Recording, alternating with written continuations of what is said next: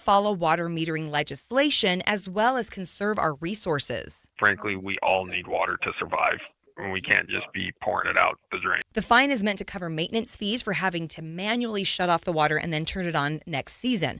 Humphrey says they have an online portal so people can keep track of their usage, kind of like a bank account, which should help people not get to that point and educate people on their water usage.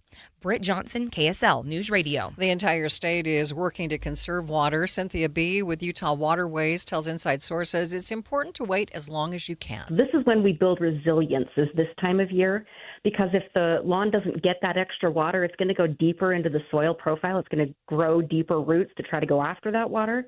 We want our lawns doing that. We want to get the longest root system on that grass that we can so it can deal with whatever's coming, right? Watering too soon makes the lawn less water efficient the entire season. A pair of weekend wildfires in central Utah has crews warning about wildfire conditions that already feel more like July or August. The Van Fire Chief Derek Jensen says this isn't the first time crews have been called out to a fire in March. We'll get small fires around this time of year, but they don't take off anything bigger than a quarter of an acre to a half an acre. But this one, it took off and it burned a little over 4 acres. And that was just from a piece of hot rubber landing in the dry grass. He says it took 10 trucks from 5 different departments to put out the fire. Chief Jensen also sent 2 trucks and crews down to a fire near Salina that started as a farmer was trying to burn the grass and weeds from the ditches. Don Brinkerhoff, KSL News Radio. The St. George Fire Department is putting an end to open burning within incorporated areas of the city. It's in part because of the warm winter and the high temperatures. The last day to have an open burn without a permit is March 31st. KSL's top national stories. The FAA and NTSB are investigating the crash between an Air Canada flight and a fire truck at LaGuardia Airport. It was just before midnight when that Air Canada flight from Montreal touched down at LaGuardia. Honestly, sleeping and then landing, and then all of a sudden, boom, woke up in shock, just didn't know what to do. Oh, we tried to get off immediately from the plane. Like 4 or 5 minutes, people first freaking out, not knowing what to do. Everyone got together and was like, hey, we got to get off. We smell smoke. Emergency doors. The impact was so strong, the cockpit was destroyed. The pilot and co-pilot both killed. Those passengers walked off the plane safely, but dozens of others were hurt. Sherry Preston, ABC News. There were 72 passengers on board. 2 are dead. Dozens are hurt. ABC News contributor, former pilot and aviation expert John Nance says pilots train for scenarios where vehicles are on the runway. We use in simulators all over the world all the time the old truck on the runway scenario to get pilots to go around. But if you don't have enough airspeed and somebody appears in front of you, there's very little opportunity to really change the trajectory of that jet. The airport is reopening this hour. Right now, there are about 98 delays and 603 cancellations at the airport. Looking at flight tracking website FlightAware, there doesn't seem to be any flights to or from the airport to Salt Lake International. A small plane crashed in West Valley this weekend. It was around 4600 south and 6400 west. The pilot actually called police after the plane hit the ground. There were 2 passengers, including a child. Luckily, no one was injured. The cause of that crash is undetermined at this time. Other national stories we are following. President Trump says progress is being made with Iran, and that's why he postponed the deadline for Iran to reopen the Strait of Hormuz. ABC News foreign correspondent Tom Sufi-Burridge is in Jerusalem with more. The most significant line we're now getting is from an Israeli official, and that official telling ABC News that talks could happen between a U.S. and Iranian delegation later this week in the Pakistani capital, Islamabad. So Pakistan seems to be emerging as one of the key mediators here. That's not surprising because over the decades, Pakistan has had a pretty tight relationship with the Islamic Republic of Iran. And of course, the Pakistani government also has a close relationship with the Trump administration. Iran says there have been no talks, and the Trump administration is the one who backed off. President Trump touted the talks to reporters this morning. They want very much to make a deal. We'd like to make a deal, too. We're going to get together today by probably phone because it's very hard to find a country. It's very hard for them to get out, I guess. It's unclear which representatives of the Iranian government that the U.S. is talking to. First Look Traffic. Good afternoon, Ricky Meese. Good afternoon, Maria. We've got some problems out there. A final cleanup of a crash, Bangerter and 3500 South. One in Murray, northbound I-15, about 5300 South on the shoulder. Ricky Meese in the KSL Traffic Center. KSL News Time, 12:05. My doctor told me my cholesterol is borderline. So I took control with Garlic Healthy Cholesterol Formula. Garlic helps maintain healthy cholesterol safely and naturally. It's odor and taste-free, and Garlic is a world leader in garlic potency. I'm taking charge of my cholesterol with Garlic Healthy Cholesterol Formula, cholesterol's natural enemy.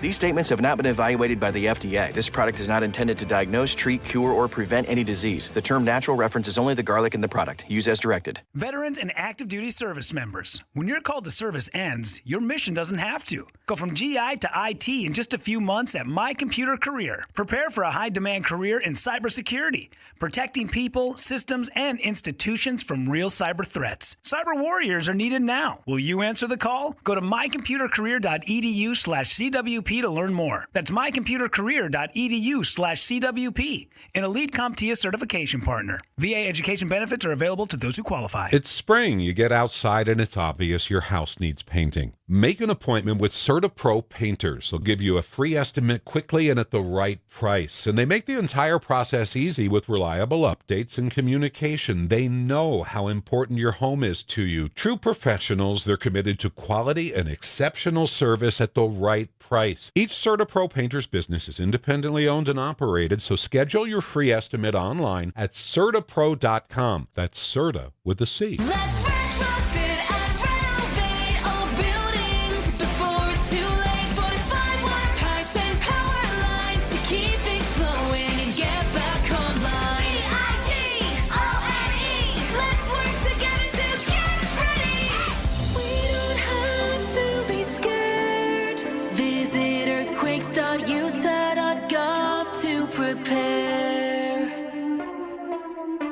Brought to you by Envision Utah. Thank you for joining us for Midday, recapping our top story. A water provider in Weber County is putting a limit on how much water someone can use and is imposing a $500 fine to those who go over it. KSL News Time 12:07. Flights to Moab will soon return to Salt Lake International Airport. KSL News Radio's Cameron Elliott has the story. A letter sent from the airport subcommittee of Grand County recommended SkyWest as the best choice of airline to sign a 4-year contract, ending their relationship with current carrier Contour. The swap would bring about a number of changes to the airport's operations, including renewed flight services between Moab and Salt Lake International, as well as baggage transfers and seamless booking with larger airlines. Canyonlands Regional Airport was signed with SkyWest previous to their 2023 deal with Contour, but opted to return to them after the end of the Salt Lake City route led to a sharp drop in flyers. Cameron Elliott, KSL News Radio. It was a busy weekend for police and search and rescue teams around the state, with people going out to enjoy the record warm weather. One of the calls for help came from a man in his 20s who took a nasty fall near Donut Falls in Big Cottonwood Canyon yesterday. Chris Bronson with the Salt Lake County Sheriff's Office says he fell between 10 and 15 feet. Eventually, search and rescue personnel were able to stabilize the patient and bring the patient down off the mountain. Bronson says the man was taken to the hospital and is expected to recover.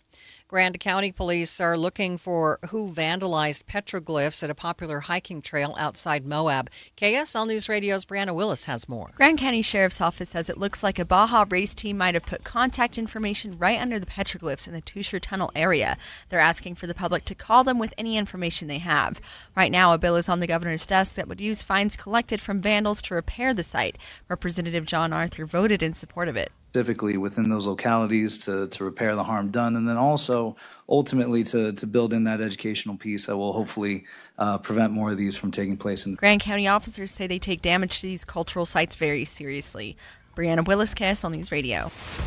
Traffic and weather together. It's brought to you by UCCU. Earn 4.24% on savings at uccu.com. Ricky, what's going on? The final cleanup of a couple of crashes. One, Bangerter Highway at 3500 South. The southbound lanes are now open to traffic, but you'll still see crews at the scene. And then the other was northbound I-15, 5300 South in Murray. The one that remains, and it's really not a factor since it is out of traffic, a crash northbound I-15 in South Salt Lake after 33rd South on the shoulder. And heads up for drivers in Utah County, we do have a power outage, could be affecting traffic lights at the North End Springville area. Looking for dinner with a view? The Roof in downtown Salt Lake City serves unforgettable Utah-inspired cuisine 10 floors above the city. Reserve your table today at theroofslc.com. Ricky Meese in the KSL Traffic Center. Pretty pleasant weather today, calling for a high of 72, mostly cloudy skies. 51 overnight, not that chilly for this time of year. We'll go back to 79, mostly sunny skies for your Tuesday. That should break a record high. 84, record-shattering on Wednesday. Could even rival the new all-time high that is now set at 84 for the month of March. From the KSL Weather Center, I'm Matt Johnson. And this strange weather continues. Right now, mostly cloudy in downtown Salt Lake City and 59 degrees. Still to come on Midday, we'll learn more about the Air Canada plane and truck that collided in New York. That's coming up, streaming live at KSLNewsRadio.com and on the app for KSL News Radio. We are Utah's news, traffic, and weather station.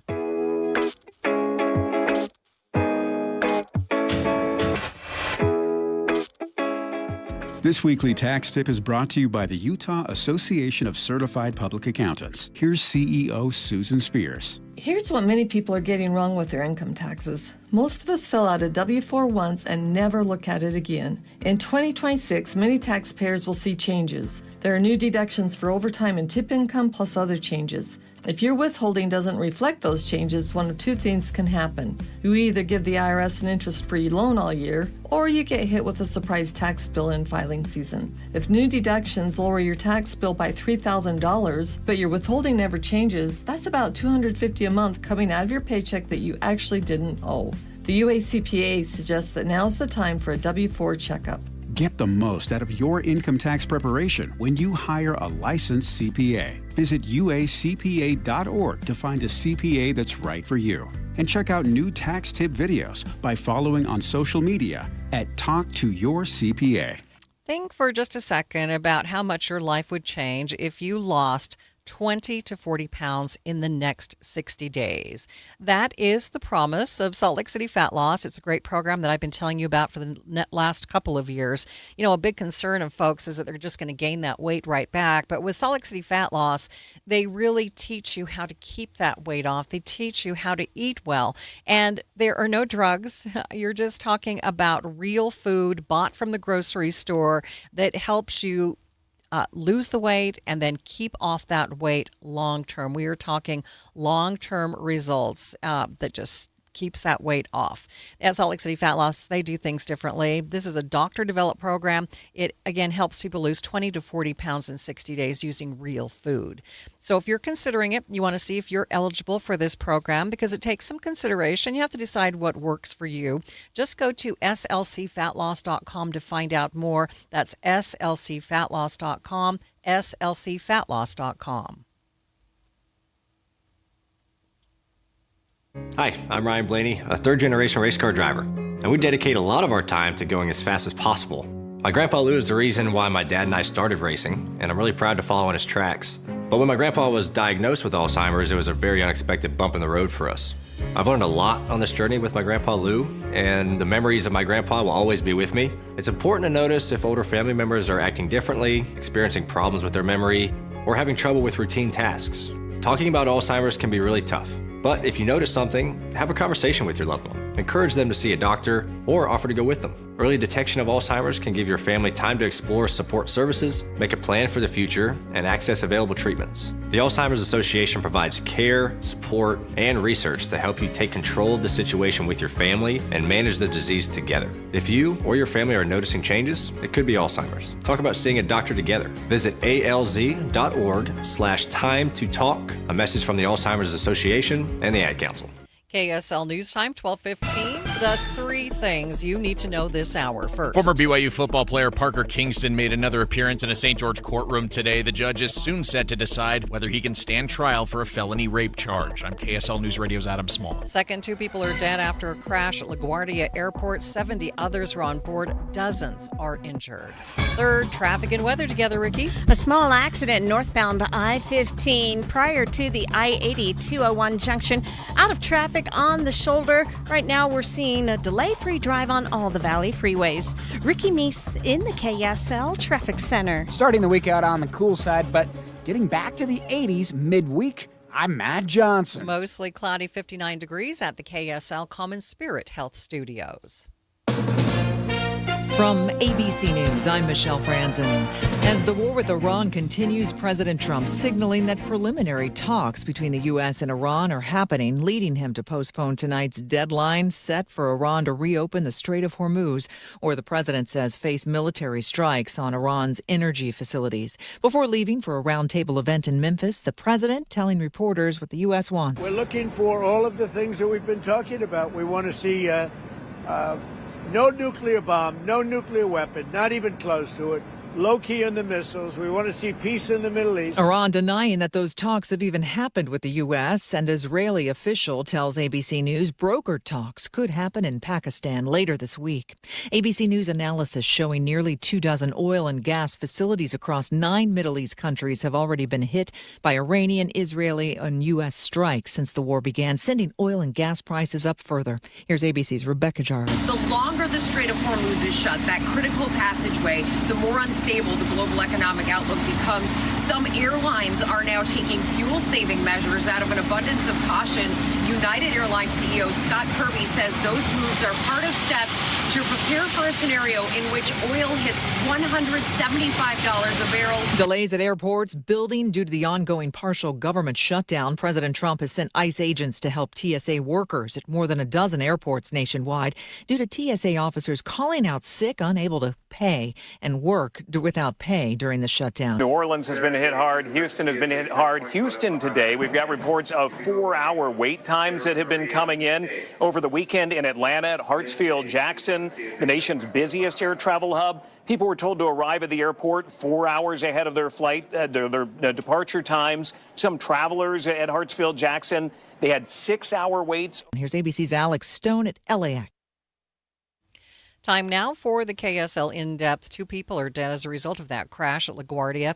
But why was the fire truck on the runway? News Nation's Marcus Espinoza explains to Inside Sources. According to the press conference that airport officials had early this morning, and we're expecting an update here soon, they mentioned that truck was responding to an emergency with another plane with an odor issue, reporting some sort of odor that they were responding to, because for what we're gathering and understanding, for trucks to be on the taxiway like that, responding and crossing runways, that's only done for emergencies and for situations like that because of how dangerous, as we can see, crossing runways are, especially dark at night. There's been heavy fog here. There's been no direct cause. Obviously, these investigations take some time, but those are all factors that certainly may have played into this. And so that truck was only there responding to an incident already taking place. Otherwise, a truck like that is not in place to be anywhere near a runway. And we will continue to update this story as we get more information.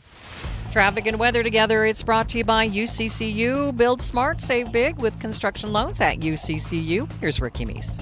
Overall, kind of a quiet drive for your noon hour in the valley. If you're on the freeways, it's delay-free. You have good speeds north and southbound I-15 between Willard Bay and Utah Lake. Higher elevation, seeing clear roads. We have the final cleanup of a crash northbound I-15 after 33rd South. It's out of traffic on the shoulder.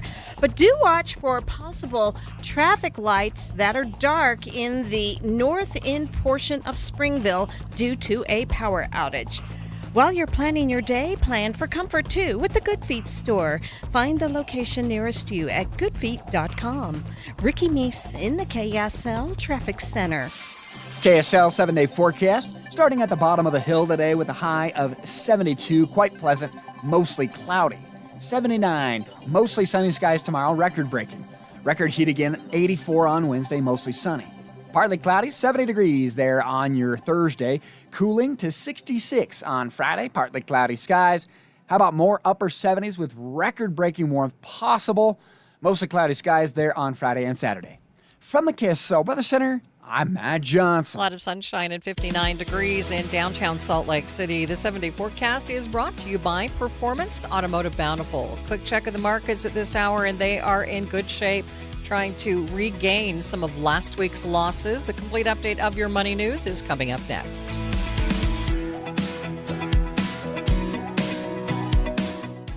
Are you looking for a fun way to get your kids outside and off their screens this spring? Try flower gardening. Starting a beautiful flower bed or easy container garden is a great hands-on way to spend quality time together while teaching kids about nature. They'll love digging in the dirt, picking out their favorite flowers, and watching them bloom, all while making real, lasting memories. Plus, gardening is a great way to slow down, soak up some sunshine, and enjoy the fresh air as a family. This is Brian with Olson's Greenhouse, and my family has been growing flowers with care for 4 generations right here in Utah. Whether you have a big sunny backyard or just a small shady front porch, our colorful, locally grown flowers make it easy to add beauty to your home. So this spring, start with a new family tradition, one that grows with your kids. Get inspiration at Olson's Greenhouse Gardens on Instagram or find a garden center near you at ogg.com. That's ogg.com for Olson's Greenhouse Gardens. At Fisher Investments, we may seem like other money managers, but we're different. Are you really that different than the rest of us? We are. As a fiduciary, we always focus on what's best for our clients. What services do you offer besides investing? We have a team of specialists in financial planning, estate planning, and more. Your clients rely on you for all that? Yes, we ensure clients receive unparalleled service at every step of the relationship. Okay, but you still sell commission-based products, right? No, because we believe that's a conflict of interest. We prioritize service over sales goals. So, then how do your fees work? We have a simple and transparent fee that's a percentage of our clients' portfolios. So we do better when our clients do better. Wow, we're more different than I thought. At Fisher Investments, we're clearly different. Learn more at fisherinvestments.com. Investing in securities involves the risk of loss. Who is Farm Bureau Financial Services? At our core, we're relationship builders. We're home and auto bundlers, life insurers, farm and ranch protectors, and retirement planners. We're neighbors, community members, and friends. We're the people you can count on now and for years to come. Find a Farm Bureau agent at fbfs.com/protect. Farm Bureau Property and Casualty Insurance Company, Western Agricultural Insurance Company, Farm Bureau Life Insurance Company. Hello, this is Joe Cordell of Cordell & Cordell. Cordell & Cordell is the largest family law firm in the country with over 35 years of helping clients navigate divorce. If you or someone you care about is facing a family law issue, let us set up a 1-hour Cordell Consult. The Cordell Consult is a meeting with a local attorney who will give you clear guidance about your options, whether it's a separation, a postnuptial agreement, divorce, or custody. Take the first step. Visit CordellCordell.com. That's CordellCordell.com. Email from school about the incident today. Scary. Tell me about it. Did you have any idea that was going on? None. I mean, you saw Derek at the game last night too. Did you have a clue? No, but you know, teachers like me, parents, we don't always know as much as you guys do. Kids hear first about what's going on with other kids. Half the time, it's rumors. It can be hard to tell sometimes, but if you're ever concerned about a friend who's having trouble with alcohol, prescription drugs, bullying, violence, anything, you need to tell an adult. Mom or me, a teacher, coach, school counselor, someone you know and trust. Dad, no kid is gonna tell an adult about that kind of stuff. I get it, but if we don't know, we can't help. Speaking up about a problem, that's what helping a friend is all about. For more information, visit underagedrinking.samhsa.gov. KSL News Time 1224. We're getting a new look at Justin Timberlake's DWI arrest in the Hamptons in 2024. Newly released police video shows the moment pop star Justin Timberlake was pulled over and arrested for driving while intoxicated in 2024. What's your name? Justin Timberlake. You are Justin Timberlake? Yeah. Timberlake claiming he had only one martini and was asked to undergo sobriety tests. One of his friends, traveling in another car, pleads with the officer. Can you guys please just do me a favor, because you loved Bye Bye Bye, or like Sexy Back. Like, do me one favor. Officers then taking him to the station where he spent the night in a cell. Watching Utah's Money, you might feel like the economy cabins on airplanes are getting smaller, and that's because they are. The Wall Street Journal reports airlines are trying to get more people on board, so they are adding more seats and reducing space for passengers. Since 2020, the number of economy seats has gone up 27%. The price of feminine hygiene products are up. Circana reports that they're about 40% more expensive than they were in 2020. It's because of inflation and tariffs. Government data shows the U.S. collected $115 million through tariffs on the products because of the cotton used. Food prices continue to rise, and now people are turning towards cheaper produce, mainly cabbage. Pinterest predicts 2026 thinks the vegetable will be the new it food for all age groups. It's only about 60 cents a pound and can last for weeks in the refrigerator. Taking a look at your money at this moment, the Dow is up by 778 points, more than 1.5%.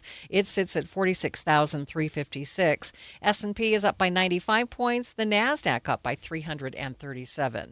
The world's biggest boy band is back. It is BTS, but there's more to look forward to now that the album is out. On Friday, Netflix will release a documentary about the band. It's titled BTS: The Return. The film offers an intimate look at BTS's journey to their latest album, Airang, and it also traces how the 7-member group learned to reacclimate to their life in the fast lane post-military service. Some of the most meaningful jewelry you own isn't new, it's inherited. A ring from a grandmother, a necklace tucked away in a drawer, pieces full of memories, but no longer your style. Duke's Jeweler specializes in reimagining family heirlooms into custom pieces you'll actually wear and love. Duke's on-site jewelers and designers work with you one-on-one to honor the original story while creating something fresh, modern, and uniquely yours. From resetting diamonds into new engagement rings to transforming multiple heirloom pieces into one stunning design, every project is crafted with care, precision, and intention. Don't let meaningful jewelry sit unused. Let it live on beautifully. Visit Duke's Jewelers on Main Street in Springville or online at dukesjewelers.com. Duke's Jewelers, where old stories become new treasures. dukesjewelers.com. As veterans, we're no strangers to helping others. It's what we were taught, trained, and told to do. It could be for anything. Helping a friend move. Listening to a fellow veteran for hours, at any hour of the day. Or just simply making time for people. A neighbor, a loved one, or even a stranger. We're often the first to help others. There's no question about it. But we do have one question for the veterans listening. When was the last time you reached out for help? Perhaps it's time to do for yourself what you would do for others. If you or someone you know needs resources, whether it's for stress, finances, employment, or mental health, don't wait. Reach out. Find more information at va.gov/reach. That's va.gov/reach. Brought to you by the United States Department of Veterans Affairs and the Ad Council. Traffic and weather together. It's brought to you by UCCU. Build smart, save big. UCCU. Love where you bank. Ricky? Just the one accident. It's northbound I-15 after 3300 south, but out of traffic on the shoulder. Really hasn't caused a problem. In fact, we have a delay-free drive on all the Valley freeways at this time. Ricky Meese in the KSL Traffic Center. Calling for a high of 72 today, mostly cloudy skies. We'll crank it to 79 tomorrow. That'll break a record, mostly sunny skies. By Wednesday, 84 degrees. Remember, that's our new all-time record high for the month. We could rival it. From the KSL Weather Center, I'm Matt Johnson. In downtown Salt Lake City, mostly cloudy, 59. Ogden and Provo, 61 degrees. St. George at this hour, it's a toasty, 76 degrees. And in Moab, 69 degrees. You're listening to Midday with Maria Shilaos on KSL News Radio, 102.7 FM and 1160 AM. Good afternoon. KSL News Time, 1230. KSL's top story this hour. A Utah County woman is facing felony charges after police say she went looking for a kid that she believed was bullying her kid and forced him into her car. KSL News Radio's Eric Cabrera is live with the details. Eric? Maria, court documents obtained by KSL say 40-year-old Shannon Tafuga tracked down an 11-year-old boy riding his bike in her Provo neighborhood, then blocked his path with her car and made him get inside. Police say she drove him to her house without his parents' permission, demanded he apologize, and threatened that her husband could beat him up. Investigators say he's now dealing with high anxiety and major changes to his daily routine. KSL legal analyst Greg Skorda says the consequences here could be serious. Could she do some jail? Could she do some community service? Could she have ankle monitor? Could she have a felony conviction? Absolutely. All of those are potential consequences of this.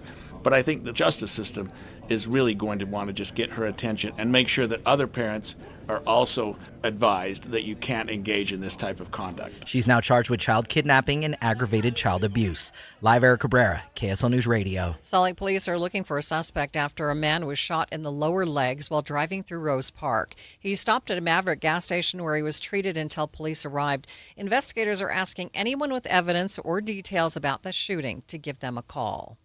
Police are investigating an officer-involved shooting that left one man dead in Sandy. It happened at a home near Shady Meadow Drive yesterday afternoon. Sandy Police Sergeant Michael Olson says officers were investigating a domestic violence incident when they made contact with a man in his 40s. Officers were attempting to engage in conversation with that male when he pulled a weapon from his lower leg and charged at the officers. Olson says the officers fired 4 shots, at least 2 of which hit the man. He died at the hospital. Police haven't said whether anyone else was home at the time, nor did they say who, if anyone else, lives there. More than a third of Gen Xers in Salt Lake County aren't seeking out the medical attention they need because of the cost of health care. KSL News Radio's Heather Peterson is live with some new statistics. Heather? Maria, adults ages 45 to 64 are in a tough spot, a coverage gap because they don't qualify for Medicare yet, but they have some of the same health issues and costs as other aging adults. Even for folks who are insured, the expense is such that people are going without the health care that they need. After January with Salt Lake County's Aging and Adult Services says the county commissioned a study on this because they're looking to become a more age-friendly community. And what they found? Nearly 30,000 Gen Xers, so people ages 45 to about 64 in Salt Lake County are skipping health care that they need. And that includes people who do have insurance. January says while the county doesn't provide health care, they can help with resources and policy changes that can better support this age group. Reporting live, Heather Peterson, KSL News Radio. KSL's top national stories. President Trump is sending ICE agents to airports across the country to help out as TSA officers continue to work without pay. Long wait times and call-outs continue. Border Czar Tom Holman wasn't too specific on whether ICE agents would conduct immigration operations at airports, but did say they have the authority to make arrests. We're not going to ignore illegal conduct in the airport, whether it's human trafficking, whether it's alien smuggling, whether it's somebody that's wanted, whether it's someone that they believe they have reasonable suspicion to talk to because they feel there's a criminal activity in front of them. Of course, anybody would need probable cause to make any arrest, but yeah, they're law enforcement officers. They're not going to ignore the law while we're there. Democrats are not happy with the decision, and with lawmakers set to go out of town this Friday for a 2-week recess, there is no deal in sight. More from ABC News senior political correspondent Rachel Scott. Democrats are accusing the president of playing politics. Minority Leader Chuck Schumer saying, quote, it's unacceptable for workers and travelers to get taken hostage in political games. We are 38 days into this partial government shutdown, and Democrats are still holding firm on their demands for changes to the Department of Homeland Security after the shooting and killing of Alex Preddy and Renee Good down in Minneapolis. President Trump says the ICE agents shouldn't wear masks at the airports. Other national stories KSL is following. The U.S. Supreme Court heard arguments related to mail-in ballots this morning. The Republican National Committee is petitioning the court to block the counting of mail-in ballots that are received after Election Day. More from ABC's Devin Dwyer. Mississippi, which is defending the law and the ability to count some late-arriving ballots that were postmarked by Election Day, says this simply isn't right, that states get to set their own policy, that the meaning of election is making the choice and submitting the ballot, not necessarily that it was received or counted. And this all comes as President Trump is pushing, in his own words, to lead a movement to get rid of mail ballots. Now we'll go in depth on this topic at 12:45 with the executive director of Count My Vote, Taylor Morgan. First look traffic. What's going on, Ricky? We still have the one accident, a small one, northbound I-15 after 3300 south, out of traffic on the shoulder, all lanes open. So no delay traveling I-15 through that area. Ricky Meese in the KSL Traffic Center. KSL News Time, 12:35. A family office is a team built to handle the three biggest financial responsibilities a family faces: wealth management, tax strategy, and estate planning. Most firms only manage your investments and refer the rest out, hoping everyone stays aligned. At Trajan, we built something different. Your wealth, tax planning, and estate planning are handled together inside one firm under one roof. There's no guessing whether your CPA, advisor, and estate attorney are truly in sync, because our team works together every day on your behalf. When your financial life becomes more complex, your advice should become more coordinated, not more fragmented. One plan, one trusted team. Call Trajan today, 801-207-9900. That's 801-207-9900. Trajan Wealth, an SEC-registered investment advisor. Additional services through Trajan Estate and Trajan Tax. Additional disclosures and accreditation at TrajanWealth.com. What is it, boy? Someone need help? Someone in trouble? Oh, okay. So you just want me to get Progressive Auto Insurance because their collision coverage covers up to $1,000 in vet bills if you're injured in an accident? That's it? Okay, calm down. Let's not resort to name calling. Progressive's collision coverage helps pay for care for your pet when they're in the car during an accident. No, you're right. Sorry, I shouldn't have said calm down. Progressive Casualty Insurance Company and Affiliates. Coverage included with purchase of collision coverage and subject to policy terms. You could file your taxes on a basic free service, which is fine. But are you okay with fine? Because when it's your money on the line, do you really want to guess if you missed a credit or hope the math is right? Get the confidence of TurboTax for free right on the Intuit Credit Karma app.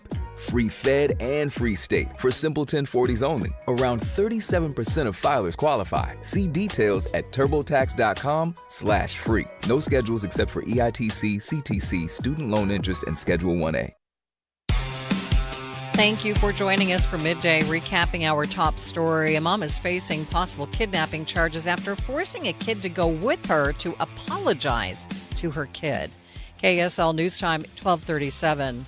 Former BYU player Parker Kingston made another appearance in court today as he still faces a felony rape charge. KSL News Radio's Adam Small has more. The hearing barely lasted 1 minute, but a few notable things happened in that short amount of time. For one, both sides agreed to move Kingston's preliminary hearing to next week, with attorneys saying they need more time to go over evidence and witness testimony. The state also agreed to let Kingston take off the ankle monitor he's been required to wear for the last several weeks, but Judge Jay Windward made two things clear as he spoke directly to Kingston, who was sitting next to his attorney. You cannot be on social media. You cannot return to Washington County without permission. Do you understand? Yes, sir. Kingston's been accused of sexually assaulting a woman at her St. George apartment just over a year ago. BYU confirmed he was no longer a student not long after the charges were filed. Kingston's scheduled to return to court next Thursday. There, the judge will decide whether there's enough evidence for the case to go to trial. Adam Small, KSL News Radio. The season for the Utah State Aggies men's basketball team came to an end last night when they were knocked out of the second round of the NCAA tournament by the Arizona Wildcats.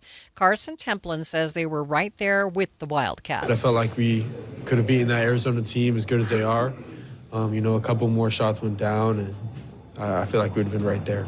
We had a special group here. Became really close with a lot of guys from all different shapes and forms of life. So that's probably the biggest thing. Just you never know where everyone's going to end up. The Aggies now prepare to move from the Mountain West to the newly reformed Pac-12 Conference next season. There's also a lot of rumors about the Aggies coach, Jared Calhoun, who is being named as a top coaching target by several other schools, including Cincinnati. University of Utah Gymnastics hoisted the Big 12 Championship trophy for the second year in a row after winning the championship meet at the Maverick Center on Saturday. Red Rocks got the top scores for the vault, bars, beam, floor, and all-around, 3 of which were claimed by Avery Neff. Neff was also named the conference's Gymnast of the Year, and it was so fun to watch the Red Rocks. Traffic and weather together. It's brought to you by UCCU. Earn 4.24% on savings at uccu.com. Ricky? We're looking at kind of a quiet drive for your Monday noon hour. Freeways in pretty good shape. No delays despite a small accident northbound I-15 after 3300 South. It's been out of traffic on the shoulder. Really hasn't bothered anyone. Higher elevation seeing a quiet commute as well. I-15 delay-free either direction, and that's from Willard all the way to Utah Lake. We had a report earlier of a power outage in Springville in the North End area. Not sure if that power has been restored. Just keep an eye out for any traffic lights not working and treat those intersections as four-way stops. If your roof needs repair or replacement, do it now during S&S Roofing's huge spring sale. Flexible financing options available. Get the best value on the highest quality roofing job. Get a quote today at snsroofingutah.com. Ricky Meese in the KSL Traffic Center. Forecasting a high of 72 today with mostly cloudy skies. Should be pretty nice weather. 51 overnight. We'll go to 79, mostly sunny skies on Tuesday. Should break a record high. Another record high slated for Wednesday with a hot one at 84 degrees and mostly sunny skies. From the KSL Weather Center, I'm Matt Johnson. Right now it's mostly cloudy in downtown Salt Lake City and 59 degrees. And still to come on Midday. We'll hear more about the argument being presented to the Supreme Court asking to invalidate ballots received after Election Day. That's coming up, streaming live at KSLNewsRadio.com and on the app for KSL News Radio. We are Utah's news, traffic, and weather station. Since 1947, Whipple Service Champions has been Utah's most trusted name for heating, cooling, plumbing, and electrical services. Got a high-priced repair bill from another company and you're just not sure about it? Call Whipple. Get a free, no-pressure estimate or bring us their quote for an honest second opinion. Totally free. Whipple Service Champions, Utah's first place for second opinions since 1947. Call 385-273-7167 for your free estimate today. 385-273-7167. Amanda, I've got a cruise planned in a couple of months, and I was thinking about the other people who may have cruises planned coming up a few months from now, and why right now would be the best time for them to begin their weight loss journey on Soda Weight Loss. If you started right now, you could lose 20, 30, 40 pounds before June. That's right. I lost 37 pounds in 3 months, 3.5 years ago. And the beauty about soda is it's not a quick fix. This is learning that is going to last you the rest of your life and help you be healthy. Your clothes fit better, your energy comes back, you don't get winded going upstairs. Yeah. Things that maybe you don't even realize. When I let go of 70 pounds in 5 months, it felt like a transformation. You learn what works for your body so you don't get addicted to shots or drugs. You just work with a nutritionist who's going to teach you how to keep the weight off for a lifetime. Right now, you should go check out sodaweightloss.com, see all the thousands of before and after pictures, or speak with a nutritionist by giving a call 866-800-SODA. Soda Weight Loss. Join us for a short time to have results that last a lifetime. Oh, sorry. It's okay. I just need you to listen to me. I know that a lot of times, Mom, it might not seem like I'm listening to you, but I am. I hear you. And what you say really does matter to me. I mean, let's be honest. No kid likes rules, but I get why we have them. I hear you, and I know it's because you care. All the talks we've had over the years, including what you've told me about not using alcohol and other drugs, they stick with me. And believe it or not, they really do make a difference, especially at times that matter most. Hey, want a drink? No thanks, I'm good. So thank you, Dad, for talking and preparing me for what's ahead. Thanks, Mom, for never giving up and always being my biggest fan. Thank you for letting me know what you expect, so I can try to meet your expectations.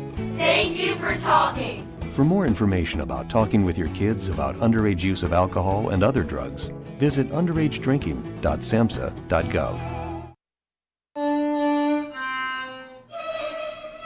Let's be honest. The National Symphony may not be in his future, but he wanted to try violin. So you said yes because you love him. And if you love him that much, love him enough to make sure he's buckled up and in the back seat. Find out more about keeping your kids safe in your vehicle at nhtsa.gov/the-right-seat. Show him you love them. Keep them safe. Visit nhtsa.gov/the-right-seat. Brought to you by the National Highway Traffic Safety Administration and the Ad Council. KSL News Time, 1245. The three things you need to know this hour. First, more than 30,000 Gen Xers in Salt Lake County are choosing not to get the medical care they need because it's just too expensive. It's a coverage gap the county is now trying to solve. I'm KSL News Radio's Heather Peterson. Second, flights to Moab will soon return to Salt Lake International Airport. Third, traffic and weather together, Ricky. Still in the cleanup stages, a small crash northbound I-15 after 3300 South. It is out of traffic on the shoulder, a delay-free drive on all the Valley freeways at this time. Ricky Meese in the KSL Traffic Center. 70s today, but a warming trend could bump us to the 80s by Wednesday. I'm Matt Johnson. Mostly cloudy, 59 degrees at the KSL Common Spirit Health Studios. Time now for KSL's top national stories. ABC News, I'm Michelle Franzen. Long delays for travelers at key airports nationwide due to the partial government shutdown. TSA officers working for more than a month without pay. A record number of TSA workers calling out sick this past weekend. President Trump now sending ICE agents to help TSA workers at key airports, but says they won't wear masks. Border Czar Tom Homan on their possible roles. What I see ICE agents doing is helping TSA plug the holes of security. For instance, I mentioned they can work exit lanes and relieve TSA officers from that duty and put that TSA officer back on the x-ray machine. And when you go to the airport, you show identification before you get to the x-ray machine. Maybe they can do that. Homan says ICE agents also still have the authority to make arrests if necessary. President Trump signaled that the U.S. has been engaged in talks with Iran, leading him to postpone, he says, today's deadline for Iran to reopen the Strait of Hormuz. Iranian officials, though, dispute the talks have started. This is ABC News. Time now for the KSL In-Depth. The Republican National Committee appeared in front of the Supreme Court this morning, arguing that states should not count mail-in ballots received after Election Day. The executive director of Count My Vote, Taylor Morgan, joins me now live. Hi, Taylor. Thanks for being with me. Hi, Maria. Thanks for having me. So, Taylor, hasn't this already been enacted in the state of Utah? I mean, what are the similarities here? Well, that is actually a really good question, Maria, and that question is at the heart of so much of this, because in the United States, the states are essentially allowed to administer their elections and establish their election process in 50 different ways. There are some basic standards and timelines that are set by federal law, but generally, the position of Congress has been to simply let states determine how to best administer their elections. Well, of course, national Republicans have had a very difficult time with vote by mail. Even President Trump himself, I would argue that President Trump lost re-election in 2020 because he told his supporters to not use vote by mail. He won in 2024, in my opinion, because he reversed course and specifically told his supporters to vote by mail. Vote by mail really does work well. Unfortunately, during the COVID pandemic, we saw a lot of states, and especially some of the red states and in the South, rush to implement vote by mail because of the pandemic. They hadn't tested it. They hadn't piloted it. They hadn't built trust and confidence among voters in their states with vote by mail because they put it in place so quickly. Utah, however, fully piloted vote by mail for several election cycles. Even before 2014, we weren't fully vote by mail until 2014, and only after we had tested it all across the state in a lot of different ways. Because a lot of other states did not fully vet and test vote by mail, it caused a lot of confusion and distrust by voters. And unfortunately, we are seeing the National Republican Party still trying to exploit that to discourage using vote by mail. Vote by mail works really well. High confidence in vote by mail. It increases participation, and it does not have a partisan slant really one way or the other. So, Taylor, our state in particular has always fought for states' rights, not having the federal government involved in certain things. So what do you see is the danger in maybe something like this going in effect nationwide? Yeah, I think the recent interaction between Utah Senator Mike Lee and Lieutenant Governor Deidre Henderson highlights this perfectly. Of course, we have Senior Senator Mike Lee in Washington, D.C., sponsoring election legislation that would severely restrict and limit how Utah's elections here can be conducted. And so we saw our Lieutenant Governor Deidre Henderson come out on social media and go after Senator Lee and say that she can count on exactly 0 fingers how many times Mike Lee reached out to her to talk about how that congressional legislation would affect us here. This is a political issue, really, Maria. This isn't about policy or process. This is all about simply the national rhetoric and politics around vote by mail. And frankly, voters are being, we all have to suffer because of it. All right, Taylor, thanks for being with me today. Thank you. Live on the KSL Newsline, that is the Executive Director of Count My Vote, Taylor Morgan. Let's get you up to date with traffic and weather together. It's brought to you by UCCU. Build smart, save big with construction loans at UCCU. The latest now, here's Ricky Meese. If you've been out to grab a bite to eat, getting back to the grind in the office is not going to be a problem, whether you're in the downtown area or on any of the main secondaries in the valley. Our freeways remain delay-free. We had an earlier accident northbound I-15 after 33rd South, out of traffic on the shoulder.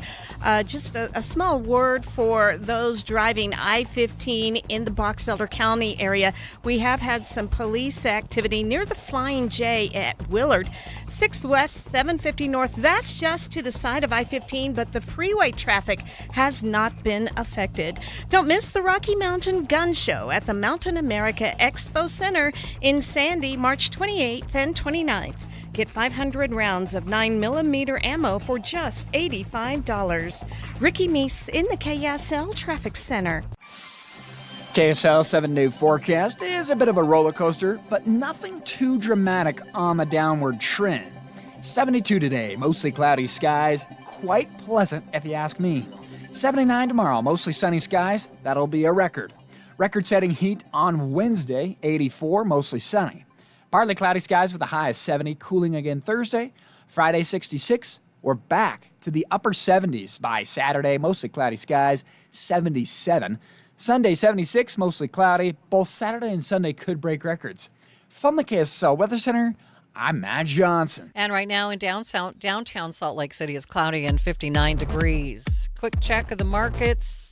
The Dow up by nearly 900 points, nearly 2% at this point. We'll get a complete update of your money news coming up next. 7-day forecast brought to you by Performance Automotive Bountiful.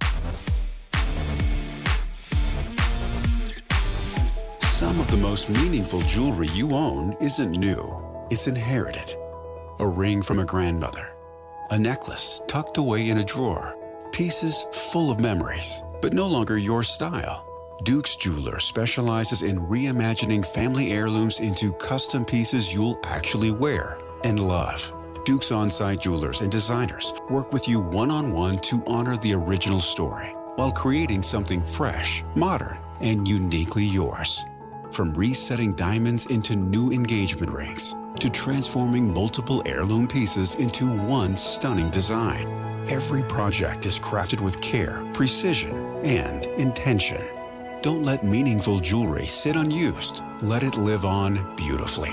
Visit Duke's Jewelers on Main Street in Springville or online at dukesjewelers.com. Duke's Jewelers, where old stories become new treasures. dukesjewelers.com. Every day here in Utah, people turn to KSL News Radio for one simple reason: trust. Trust for our reporters, hosts, our coverage, and trust in the businesses heard right here. I've met so many of our listeners over the years, and they'll tell you KSL is part of their daily routine, in the car, at work, at home. And when they hear your business here, it carries the weight of that trust. It isn't just another ad. It's a recommendation coming from a reliable source. When you advertise on KSL News Radio, you reach a loyal, highly engaged audience who listens intentionally. They show up for breaking news, accurate information, and meaningful conversations. And because of that connection, they respond. And when you pair our on-air credibility with digital tools like display advertising, social media, streaming audio, search, geo-targeting, and retargeting, you get a full funnel strategy that works and reaches the right people at the right time. Get marketing that truly moves the needle. Partner with the voice Utah trusts. KSL. Learn more at kslnewsradio.com/advertise. Do you know what you don't know about your truck bed? Well, at Jordan Camper, 7000 South State in Midvale, we can show you amazing options, functions, and truck bed uses you probably had no idea about. Let's start with drop-in or spray-in protective bed liners, providing an easy, cleanable space adapting to work requirements or for outdoor fun. Cover your truck bed with tonneau covers, stylish one-piece or soft vinyl, roll-up, hard folding, and retractable models. Jordan Camper features so many choices of fiberglass and aluminum durable truck tops for outdoor recreation storage, providing great workspace and security for those who rely on trucks for their professional needs. Jordan Camper is Utah's longest operated truck top and accessory shop. Our experienced, skilled technicians can install everything for you. Come into 7000 South State in Midvale and check us out. JordanCamper.com. Any Hour Services free furnace sale is going on right now. If you haven't scheduled your free estimate yet, do it now. Call Any Hour Services today or schedule online at anyhourservices.com. KSL News Time 12:55. The rise of artificial intelligence might seem like the future is slipping away from us, but for the blind community, new technology is helping them regain a sense of control. The glasses weren't intended to be a tool for the visually impaired. Meta says they were initially released for content creators. As a user, you can ask questions about what's in front of you, and a Siri-like voice will respond. Critics say the glasses aren't perfect. The tech can glitch. If you need assistance from a real person, you can do that by requesting Be My Eyes. That is ABC's Sophie Flay reporting. Watching Utah's money, a U.S. court is throwing out a lawsuit claiming TurboTax is deceptive. Lawsuit came after the tax service advertised itself as free when most of the time it's not. United Airlines is cutting flights because of the Iran war. The cut will only affect about 5% of flights. Fox Business reports the airline is expecting fuel prices to sit at over $100 a barrel. The future of asphalt could be changing. Researchers in Hawaii are using plastic and turning it into asphalt roads. It's not replacing it, but the small plastic bits are melted and incorporated, making it more flexible and less prone to cracking. Taking a look at your money at this moment, the Dow is up by 875 points, nearly 2%, sitting at 46,453. S&P up by 108 points. The NASDAQ up by nearly 400 points. Again, that's nearly 2%. Bug Tussle, Texas just can't keep a sign. UPI News says that the small town is no longer getting signs from the Department of Transportation because they keep getting stolen. At least 70 signs have been stolen over the years. Funny thing is, the town only has a population of 15 people. Jackson Hewitt has a great tax prep deal, $149 or less. Missing out is like ignoring the check engine light in your car. You'll regret it. Seriously, the price is only $149 or less, no matter how complicated, so don't wait. Like when you get a password expires today alert or you're shopping online and there's only one item left. It's like your taxes are in the cart, just complete the purchase.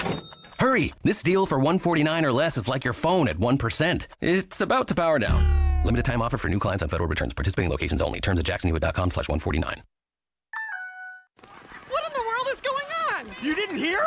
You can get iPhone 16e at Cricket Wireless for $0 when you switch. iPhone 16e for $0? No way. Yeah, and it has Apple Intelligence so you can clean up your photos. Clean up your photos! Okay, but what's the hurry? The offer ends soon! What they said! Switch to Cricket and get iPhone 16e for $0 with no activation fee. Smile, you're on Cricket. Requires new line and port in on the $60 Supreme Unlimited plan. First month service charge and tax due at sale. Terms and restrictions apply. See store for details. As the #1 small business lender, Zions Bank helps entrepreneurs reach and exceed their goals. Visit your local branch or zionsbank.com/SBA. Equal housing lender. Respiratory virus season is quickly approaching, meaning we'll see more flu, COVID, and RSV in our community. The good news is vaccines are available that will help prevent these infections and keep people healthy. For flu and COVID, everyone aged 6 months and older are recommended to be vaccinated to help protect ourselves and our families against serious illness. Fall remains the best time to be vaccinated. Respiratory viruses circulate year-round, but peak late fall through winter. Your doctor can recommend which vaccines are best for you and your family. Brought to you by Intermountain Health and KSL News Radio. KSL News Time 12:59. Traffic and weather together. It's brought to you by UCCU. Build smart, save big. UCCU. Love where you bank. Ricky?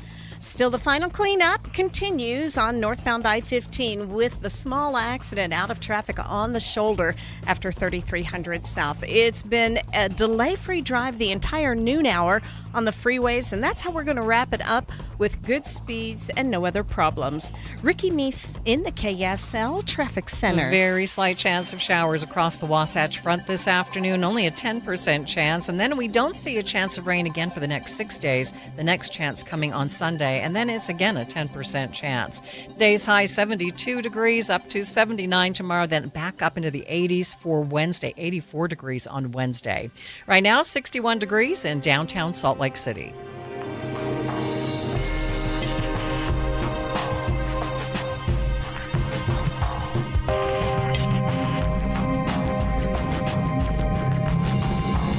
KSL FM Midvale. KSL Salt Lake City. From the KSL Common Spirit Health Studios, this is KSL News Radio, Utah's news, traffic, and weather station. Summer-like weather conditions leading to summer-like wildfires. In central Utah, volunteer firefighters are concerned about what the next several months will look like. We'll get small fires around this time of year, but they don't take off anything bigger than a quarter of an acre to a half an acre. But this one, it took off and it burned a little over 4 acres. And that was just from a piece of hot rubber landing in the dry grass. The time is 1 o'clock on Monday, March 23rd. It's midday. I'm Maria Shilaos. Coming up, we're taking a closer look at how our hot temperatures now, coupled with a lackluster winter, could spell disaster for fires and water for the rest of the year. Also this hour, our efforts are focused on the needs of our passengers and crew members, along with their families and loved ones. Air Canada's CEO speaking out after a deadly crash involving one of their flights late last night. His comments coming as the NTSB descends on New York's LaGuardia Airport for their investigation. But first, our top stories. We begin with breaking news. We are hearing about a potential bomb threat at the Flying J gas station in Willard, right off I-15. Details are scarce right now, but Willard police say they are responding to the scene. We will continue to follow the situation and bring you the latest here on KSL News Radio.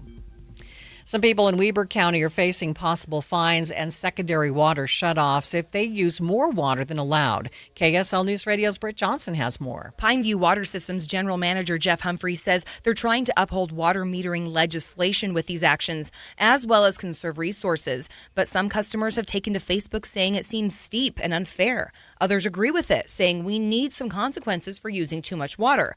Pineview has set up an online portal where people can monitor their usage like a bank account, so hopefully most people will be able to stay within their limit. Humphrey says these actions aren't just for drought years. They'll be in place as they make efforts to follow House Bill 242 that requires the installation of water metering on all systems by 2030.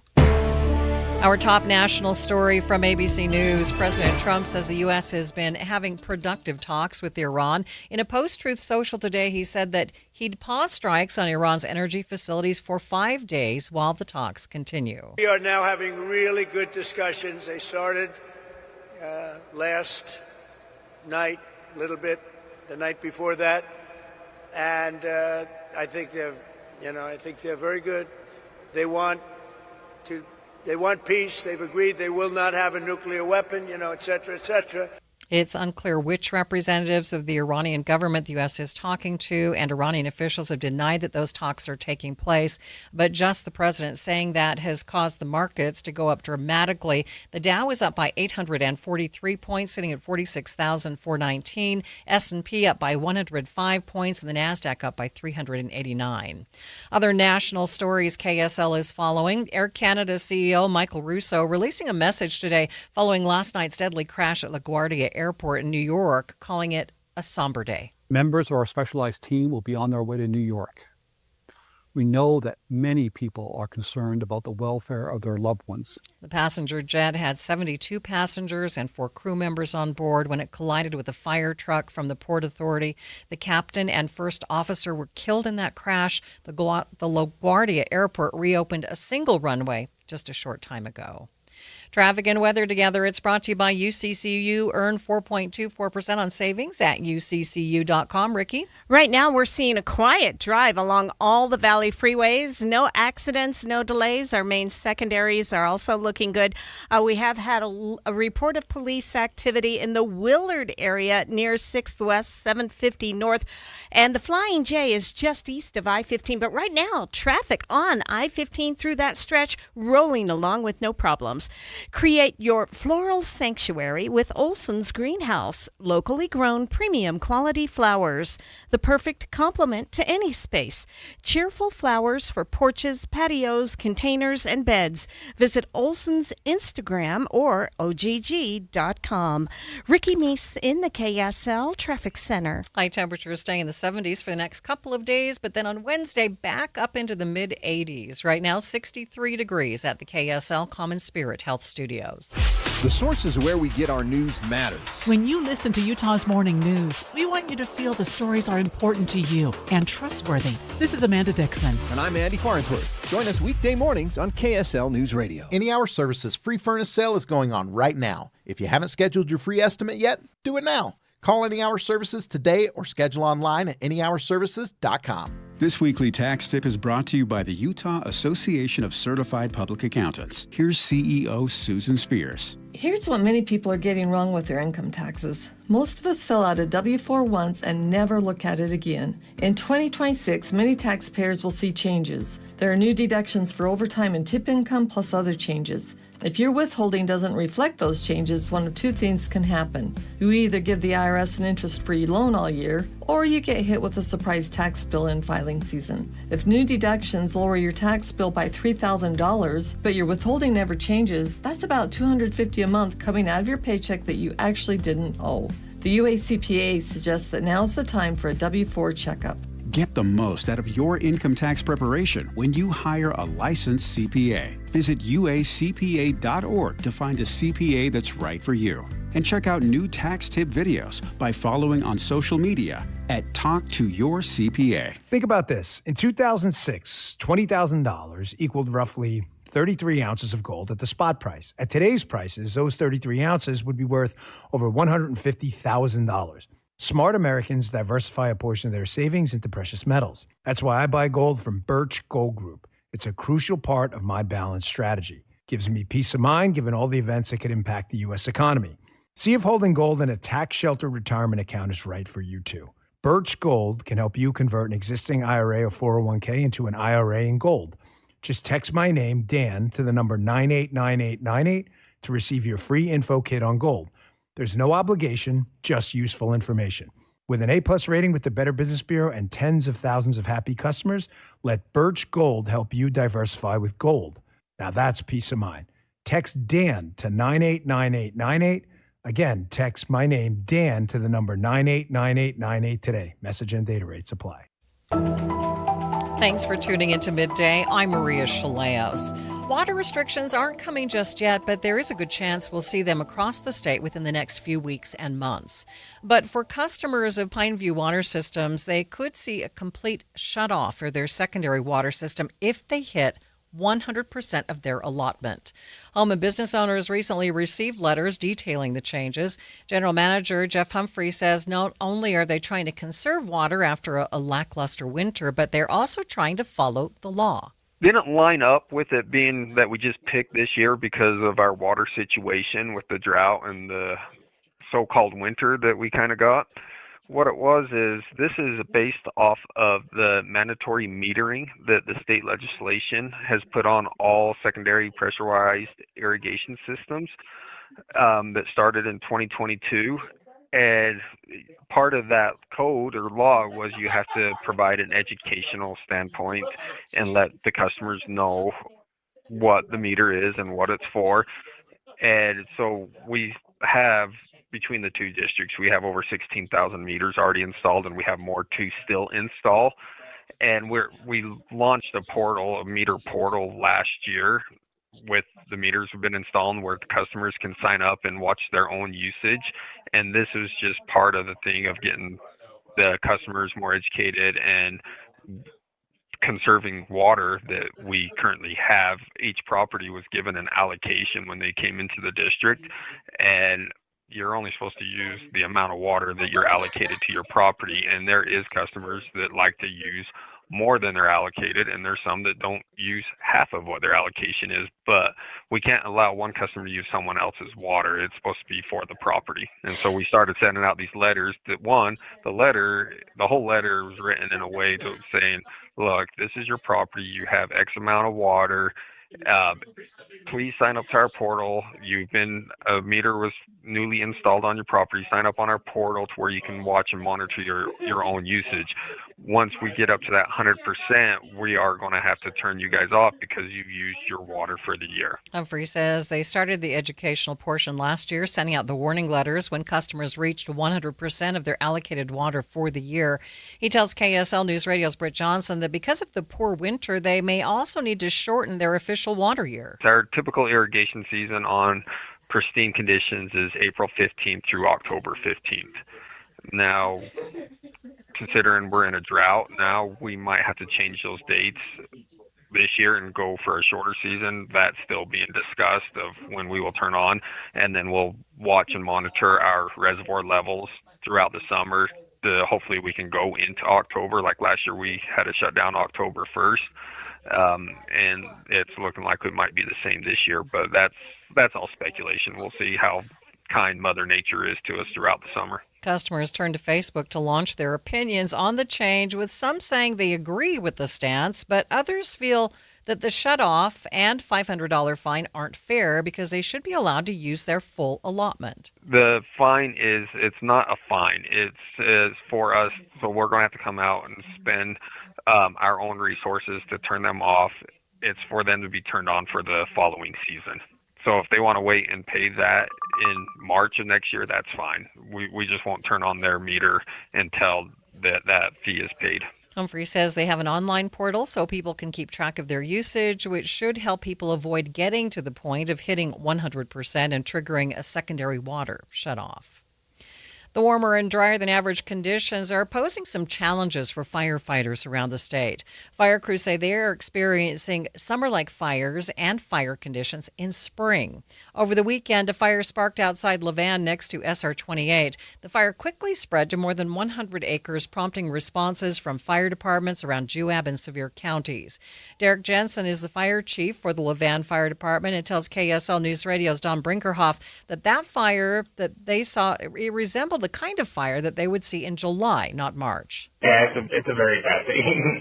We typically will get small fires around this time of year, but they don't take off anything bigger than a quarter of an acre to a half an acre. But this one, it took off and it burned a little over 4 acres, and that was just from a piece of hot rubber lying in the dry grass.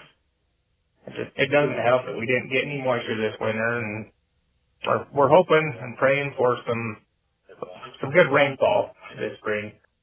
Levan's fire department is all volunteers, so it can be tricky for firefighters to respond when something like this pops up. Some of us do leave our day jobs.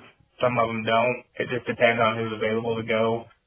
The good thing about Juab is we have Nephi that will help us respond. We have Gunnison that's close to us. And we have a lot of volunteer departments right in that area that are more than willing to help with big fires like that. While this particular fire appears to have been caused by some hot rubber, Chief Jensen says a lot of people do controlled burns this time of year, like farmers and ranchers who are drying to clear ditches. Now, but this time of year in particular, with the dry conditions and warm temperatures, Chief Jensen asked that everyone refrain from setting fires, saying that the conditions can lead to extreme fire growth that won't be easily contained. Stay with us. We'll be back with more in just 60 seconds. I'm back to doing what I love and more, thanks to the Good Feet store. Do you spend half your day walking or standing while working? If you have foot, knee, or back problems, the Good Feet store wants to help you like we helped Tony. Pain that I experience the most is foot pain from being on my feet all day. You're having to kind of talk to yourself through the whole shift, like, I got this, I can do this. Before, I felt defeated, and now it's like, all right, let's go. I'm ready. A whole new life, like sunshine coming on. And how about working more comfortably, like Dennis? Working at an amusement park, it's always on your feet. It just couldn't take it, but I didn't have a choice. I just couldn't believe that putting these arch supports in made that much of a difference that quickly. I could do my job and I could take care of my family. I know what my tomorrow is going to be. It's going to be positive. You deserve a better life too. Stop in the Good Feet store today. We have locations in Farmington, Riverton, and Sandy. Thanks to the Good Feet store. An Air Canada Express plane still sitting on the tarmac at LaGuardia International Airport in New York City this hour. The non-existent nose of the plane is still up in the air. Wiring, insulation, and more interior parts of the plane dangling from the aircraft. A destroyed fire truck smashed and laying on its side just a short ways away. Now, the picture's pretty incredible to see. The NTSB is coming to the scene to investigate what led up to that crash, which happened late last night as the regional flight from Montreal hit a Port Authority fire truck as it landed.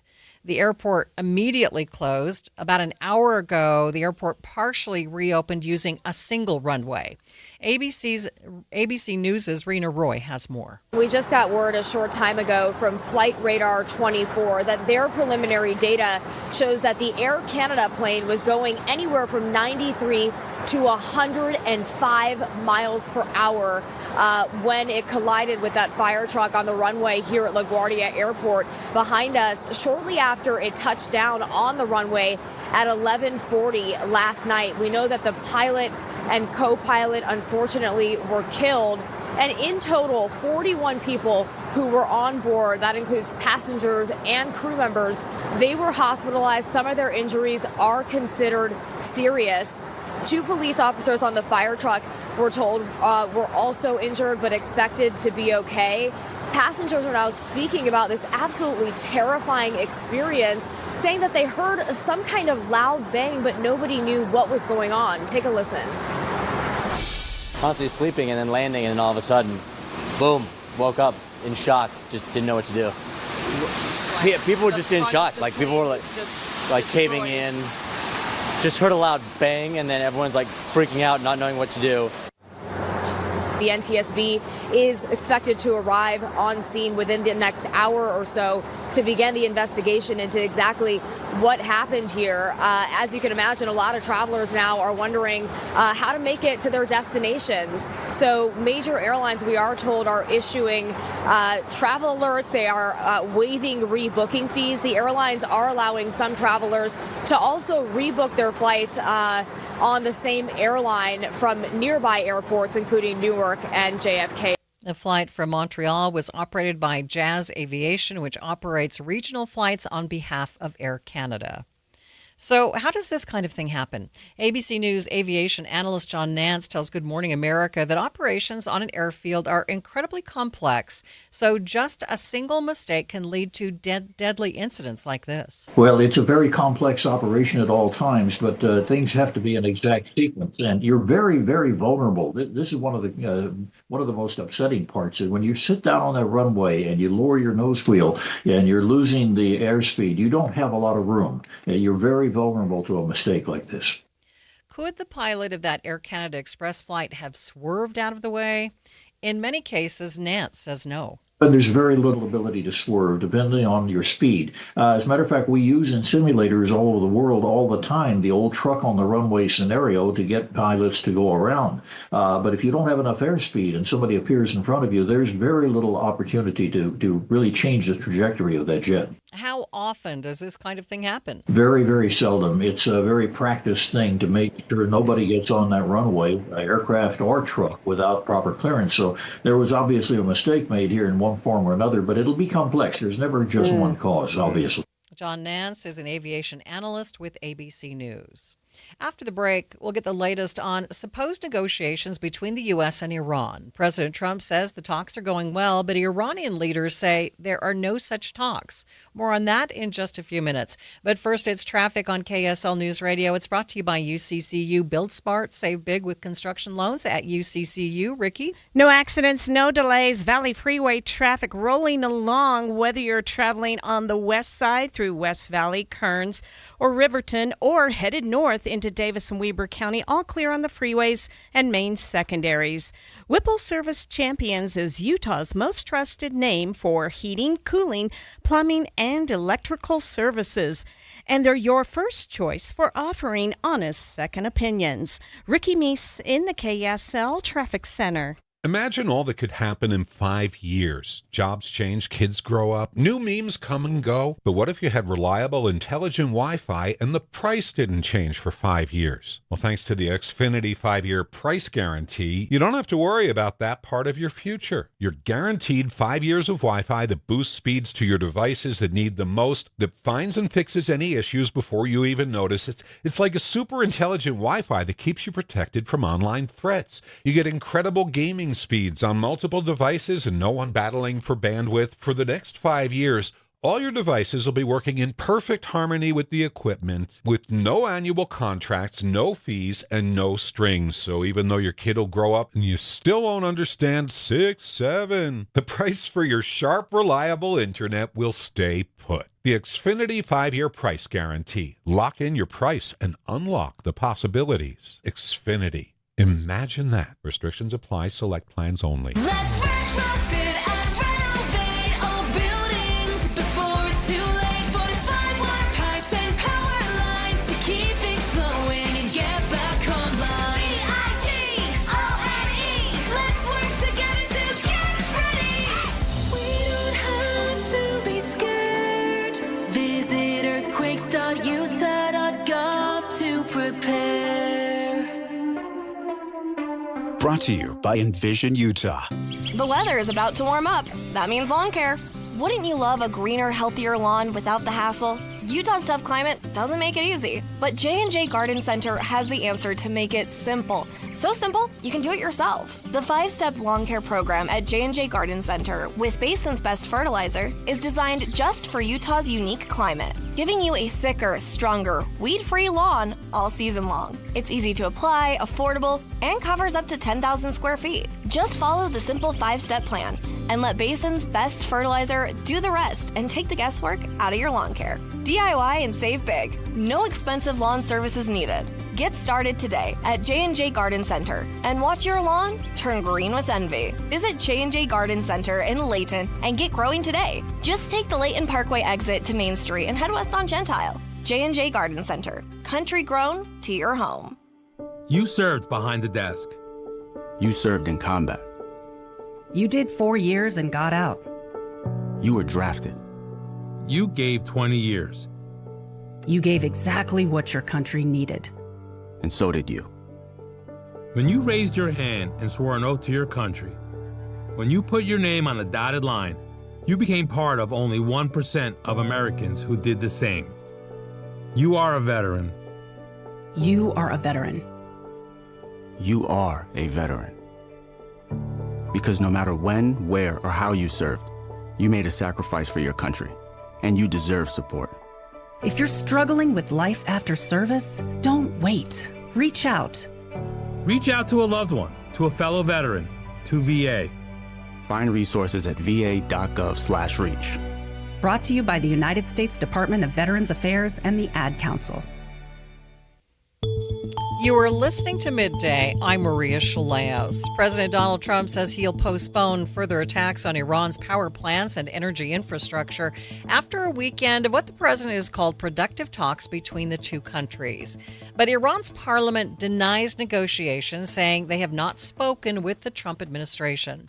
News Nation's Trevor Shirley reports. Iran had threatened to attack power infrastructure all around the region if the U.S. had targeted any Iranian power facilities.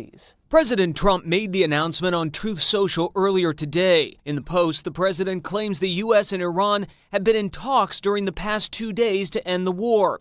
The president says the talks have been productive and will continue throughout this week. As a result, the president says the U.S. will not strike any Iranian power plants for the next 5 days, and extended his deadline for Iran to reopen the Strait of Hormuz. Over the weekend, the president had threatened to target Iranian power infrastructure if the strait wasn't opened by later today. The Strait of Hormuz is a key transfer point for Middle Eastern oil, little of which has been able to pass since the war started. In response, Iran said the U.S. backed down after threats from Iran, and Iran also denied that any talks have been happening. Should the president's new deadline expire and the strait not reopen, attacks on power infrastructure could leave millions around the Gulf without electricity.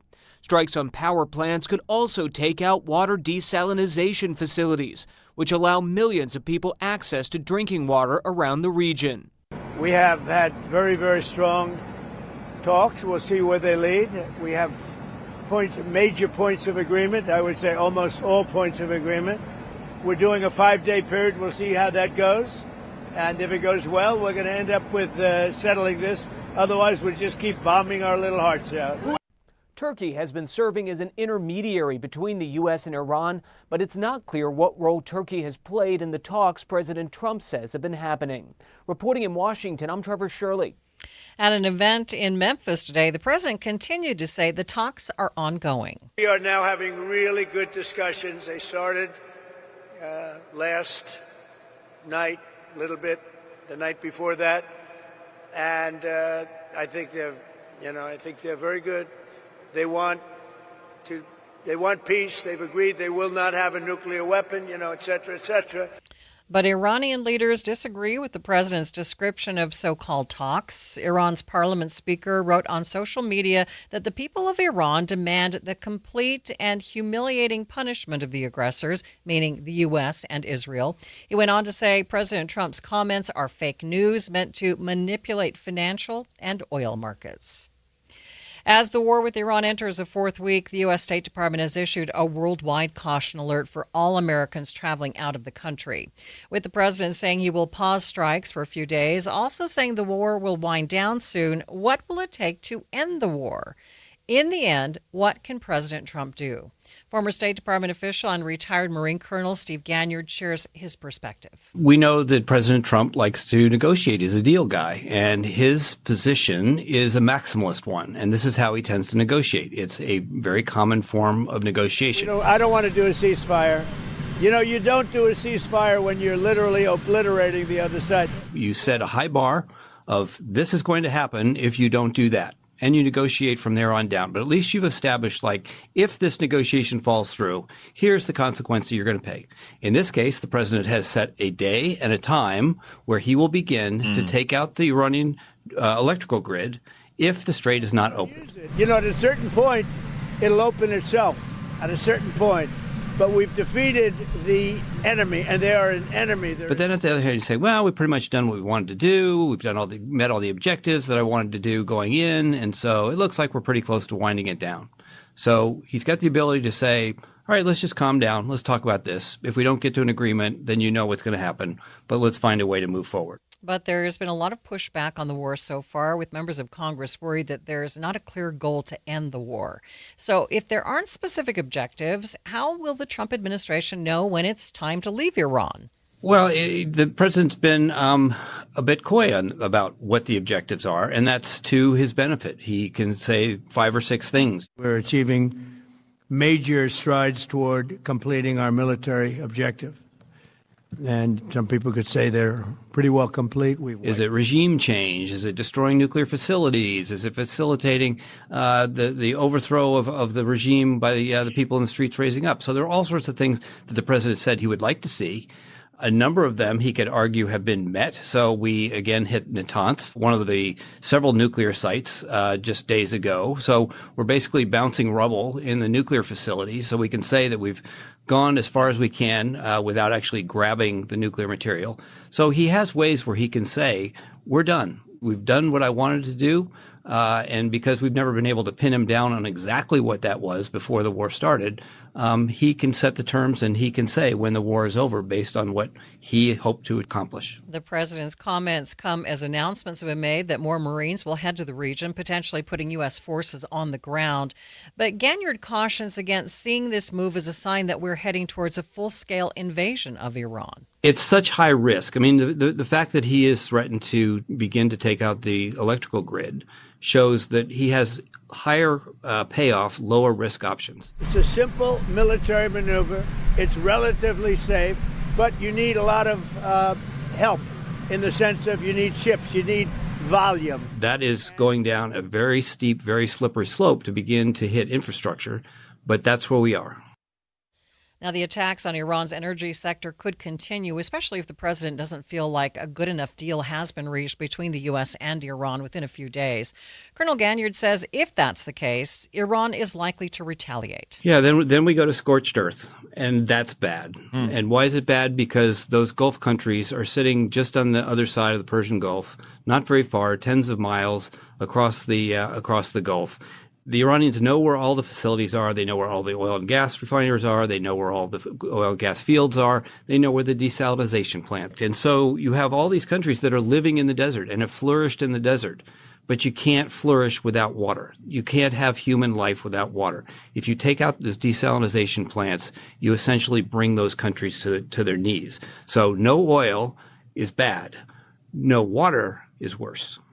Retired Colonel Steve Ganyard is a former State Department official and ABC News contributor. Need to replace your Social Security card? In most states, you can request one online with a My Social Security account. A My Social Security account gives you secure access to your personal earnings history and benefit status. You can also get a proof of income letter, estimate and apply for benefits, and more. Save time. Go online. Open a My Social Security account at ssa.gov/myaccount. Social Security. Securing today and tomorrow. Produced at U.S. taxpayer expense. It's 1:30 midday at KSL News Radio. I'm Maria Shilaos. Some of the stories we are watching this hour. More and more parents choosing to not only refuse vaccines, but also routine preventative care. We'll chat with a pediatrician. As celebrities and prominent athletes make poor choices, how can you talk to your kids about their so-called idols? And KSL traffic, Ricky. Traffic starting to move again from earlier stop delays westbound I-80 prior to Redwood. Maria? We could see some more record-breaking temperatures this week. This time it looks like Wednesday is going to be the big day for that. It's 1:30. ABC News, I'm Michelle Franzen. Due to the record high sick calls by TSA officers working without pay during the partial government shutdown, President Trump sending ICE agents to more than a dozen airports across the country to help, he says, TSA staff deal with delays and crowds. Borders are Tom Homan on their role and what they can still do. We're not going to ignore illegal conduct in the airport, whether it's human trafficking or it's alien smuggling, whether it's somebody that's wanted, whether it's someone that they believe they have reasonable suspicion to talk to because they feel there's a criminal activity in front of them. Of course, anybody would need probable cause to make any arrest, but yeah, they're law enforcement officers. They're not going to ignore the law while we're there. Democrats say they're willing to fund TSA while they push for immigration reform. Republicans say all of DHS should be funded. The investigation ramping up following last night's deadly collision at New York's LaGuardia Airport. An Air Canada passenger jet slamming into a fire truck that was on the tarmac, killing the pilot and co-pilot and injuring dozens of passengers. This is ABC News. And we do have breaking news on KSL News Radio. Officials with the Federal Department of Transportation holding a news conference right now on that deadly plane crash between an Air Canada jet and a fire truck at New York's LaGuardia. Let's listen in. I'm going to speak in regard to this press conference. When this is over, we'll take your questions, but just want to give you a caveat. There may be a lot of questions about a lot of issues. We are here to talk about what happened last night at LaGuardia. So if you have other questions, please don't ask them. That's a different press conference for a different time. So moments ago, I had a chance to speak to President Trump after he finished his press conference in Memphis. Also spoke with the Transport Minister of Canada, Stephen McKinnon. And again, our two teams work very closely together. I want to take a moment and just walk through the facts again of what happened. There was a CJR 900 from Montreal here to LaGuardia, operated by Air Canada Express and by Jazz. It collided with a Port Authority fire truck at approximately 11:45 p.m. last night. There were 72 passengers on the plane and 4 crew. Approximately 40 people were sent to the hospital after the crash. Several have also been released. As has been reported, the 2 pilots of the aircraft passed away in the crash last night. And I do want to note that we send our deepest condolences to their families as they're going through, no doubt, a grieving process. There were two individuals in the fire truck. They too were sent to the hospital after the crash. Now, there's going to be a lot of questions, I know, about what do we know at this time? And what we are going to do is give you the information that we can. We all have the respect for the NTSB. The NTSB goes through a thorough investigation, and we are conscious about the information and the facts that we give you because we want that information to be accurate. There's some information that we hold back that the NTSB has that we allow them to do the investigation, and it takes months, sometimes up to a year before we get the findings of that investigation. But NTSB is on the ground at the airport. The FAA is on the ground. Over 10 people from the FAA are here, as well as Transport Canada is sending a team to LaGuardia as well. Our two countries work very well together. There's a well-worn path where we collaborate together when there's aviation crashes in either of our countries. The administrator and I were at the crash site earlier today, which is easily visible from the airport. And it's incredibly sad. It's troubling. And I just want to let America know that we are working our hearts off to make sure that when people travel, whether by rail or car or by air, that they travel safely. And we put in precautions and policies to make sure that you are safe when you travel. When I was at the crash site, it was just a reminder that when you're traveling by air, you should wear your seatbelt.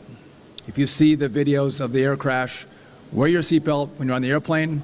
Also, in a car, wear a seatbelt. As you see from last night, they do save lives. I'd also note that as of now, LaGuardia is open. There is a reduced capacity because the aircraft and the fire truck are still in their positions from last night.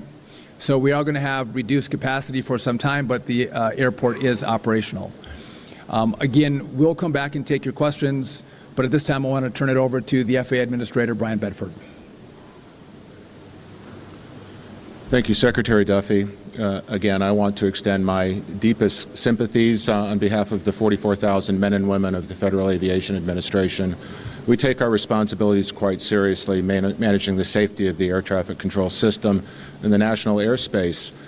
So we're deeply, deeply moved by the tragedy of last night.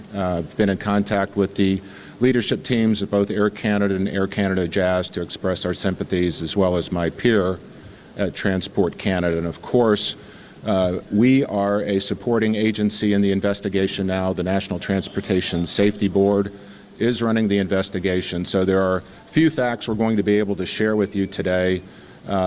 What I can share with you, of course, the weather conditions last night were moderate winds out of 050 at 7 knots. We had broken ceilings at 9,000 feet. Visibility roughly 4 miles in raining conditions, so there was mist and fog here at the LaGuardia Airport last night. We had a situation with the United Airlines aircraft that had experienced an aborted takeoff. This is the reason why the fire and rescue crew had been deployed. Of course, the Air Canada flight was arriving on runway 4 when the incident took place at the Delta intersection. Again, I want to extend my sympathies to the families of the two pilots. These were two young men at the start of their careers, so it's an absolute tragedy, that we're sitting here, with their loss. So my heart really goes out to the families for sure. But we are committed to a full, transparent investigation. We will support the NTSB in any way possible. And again, we look forward to being able to take concrete actions to ensure something like this will never happen again. Thank you. Hi, I'm Catherine Garcia, Executive Director of the Port Authority, and I want to add our voice to those that you've heard before and share our deepest sympathies with the families of the captain and the first officer who passed away last night. The Port Authority takes great pride in being able to work with all of our partners to deliver safety for the flying public. And it has been over 34 years since we had an incident with a death at the airport. As the Secretary said, at approximately 11:40 last night, Air Canada Flight 8646, operated by Jazz Aviation, collided with a Port Authority aircraft rescue and firefighter vehicle on runway 4. The ARP vehicle carried Sergeant Orselio and Officer Baez. Both were taken to New York Presbyterian Hospital. We expect one to be released later this afternoon and the other to be kept overnight for observation. And in accordance with our emergency plan, our mutual aid partners, the Fire Department of New York and the New York Police Department, immediately responded. They transferred over 43 people to the hospital during the evening.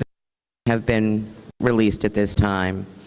At approximately 5:30 this morning, the airport reopened for passengers, and our first flight, a Delta flight, left about a minute after 2 this afternoon. Again, I want to share my deepest sympathies with the families. This could have been an even broader tragedy if everyone had not responded as quickly and effectively as they did. Thank you. And I'm going to turn it over to the governor, New York Governor Kathy Hochul. Thank you, Catherine. While the facts of what happened last night at 11:45 p.m. were well known, yes, it was an aviation disaster, the likes of which we have not seen here in over 3 decades. But it's a deeply human story where 2 young pilots left their homes expecting to return to their families, and they will not. And this is what pains everyone here in the state of New York. I've conveyed our condolences to the Canadian government. I have walked the halls and gone up to Port Authority personnel and police, telling them how grateful we are that they put their lives out there every single day to make sure our traveling public is safe. So to the entire Port Authority and LaGuardia family, I want you to know we are very cognizant of the traumatizing impact this has on you and indeed your own families.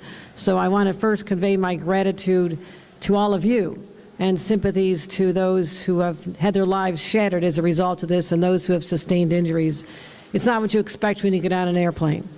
But also, I want to offer the full cooperation of New York State with the investigation.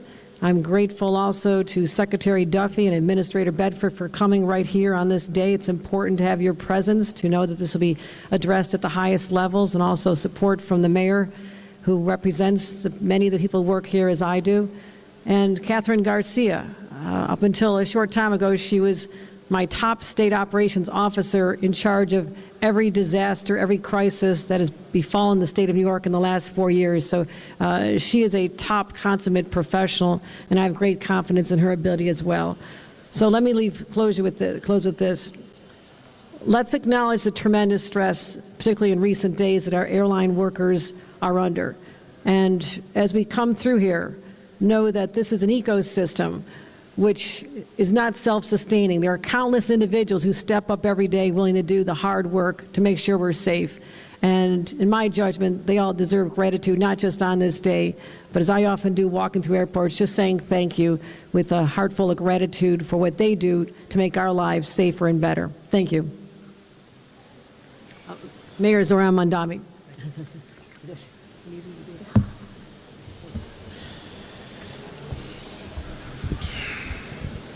Good afternoon. I want to begin by echoing the words that have been shared before me, and also by thanking our partners in city, state, and federal government who are here today.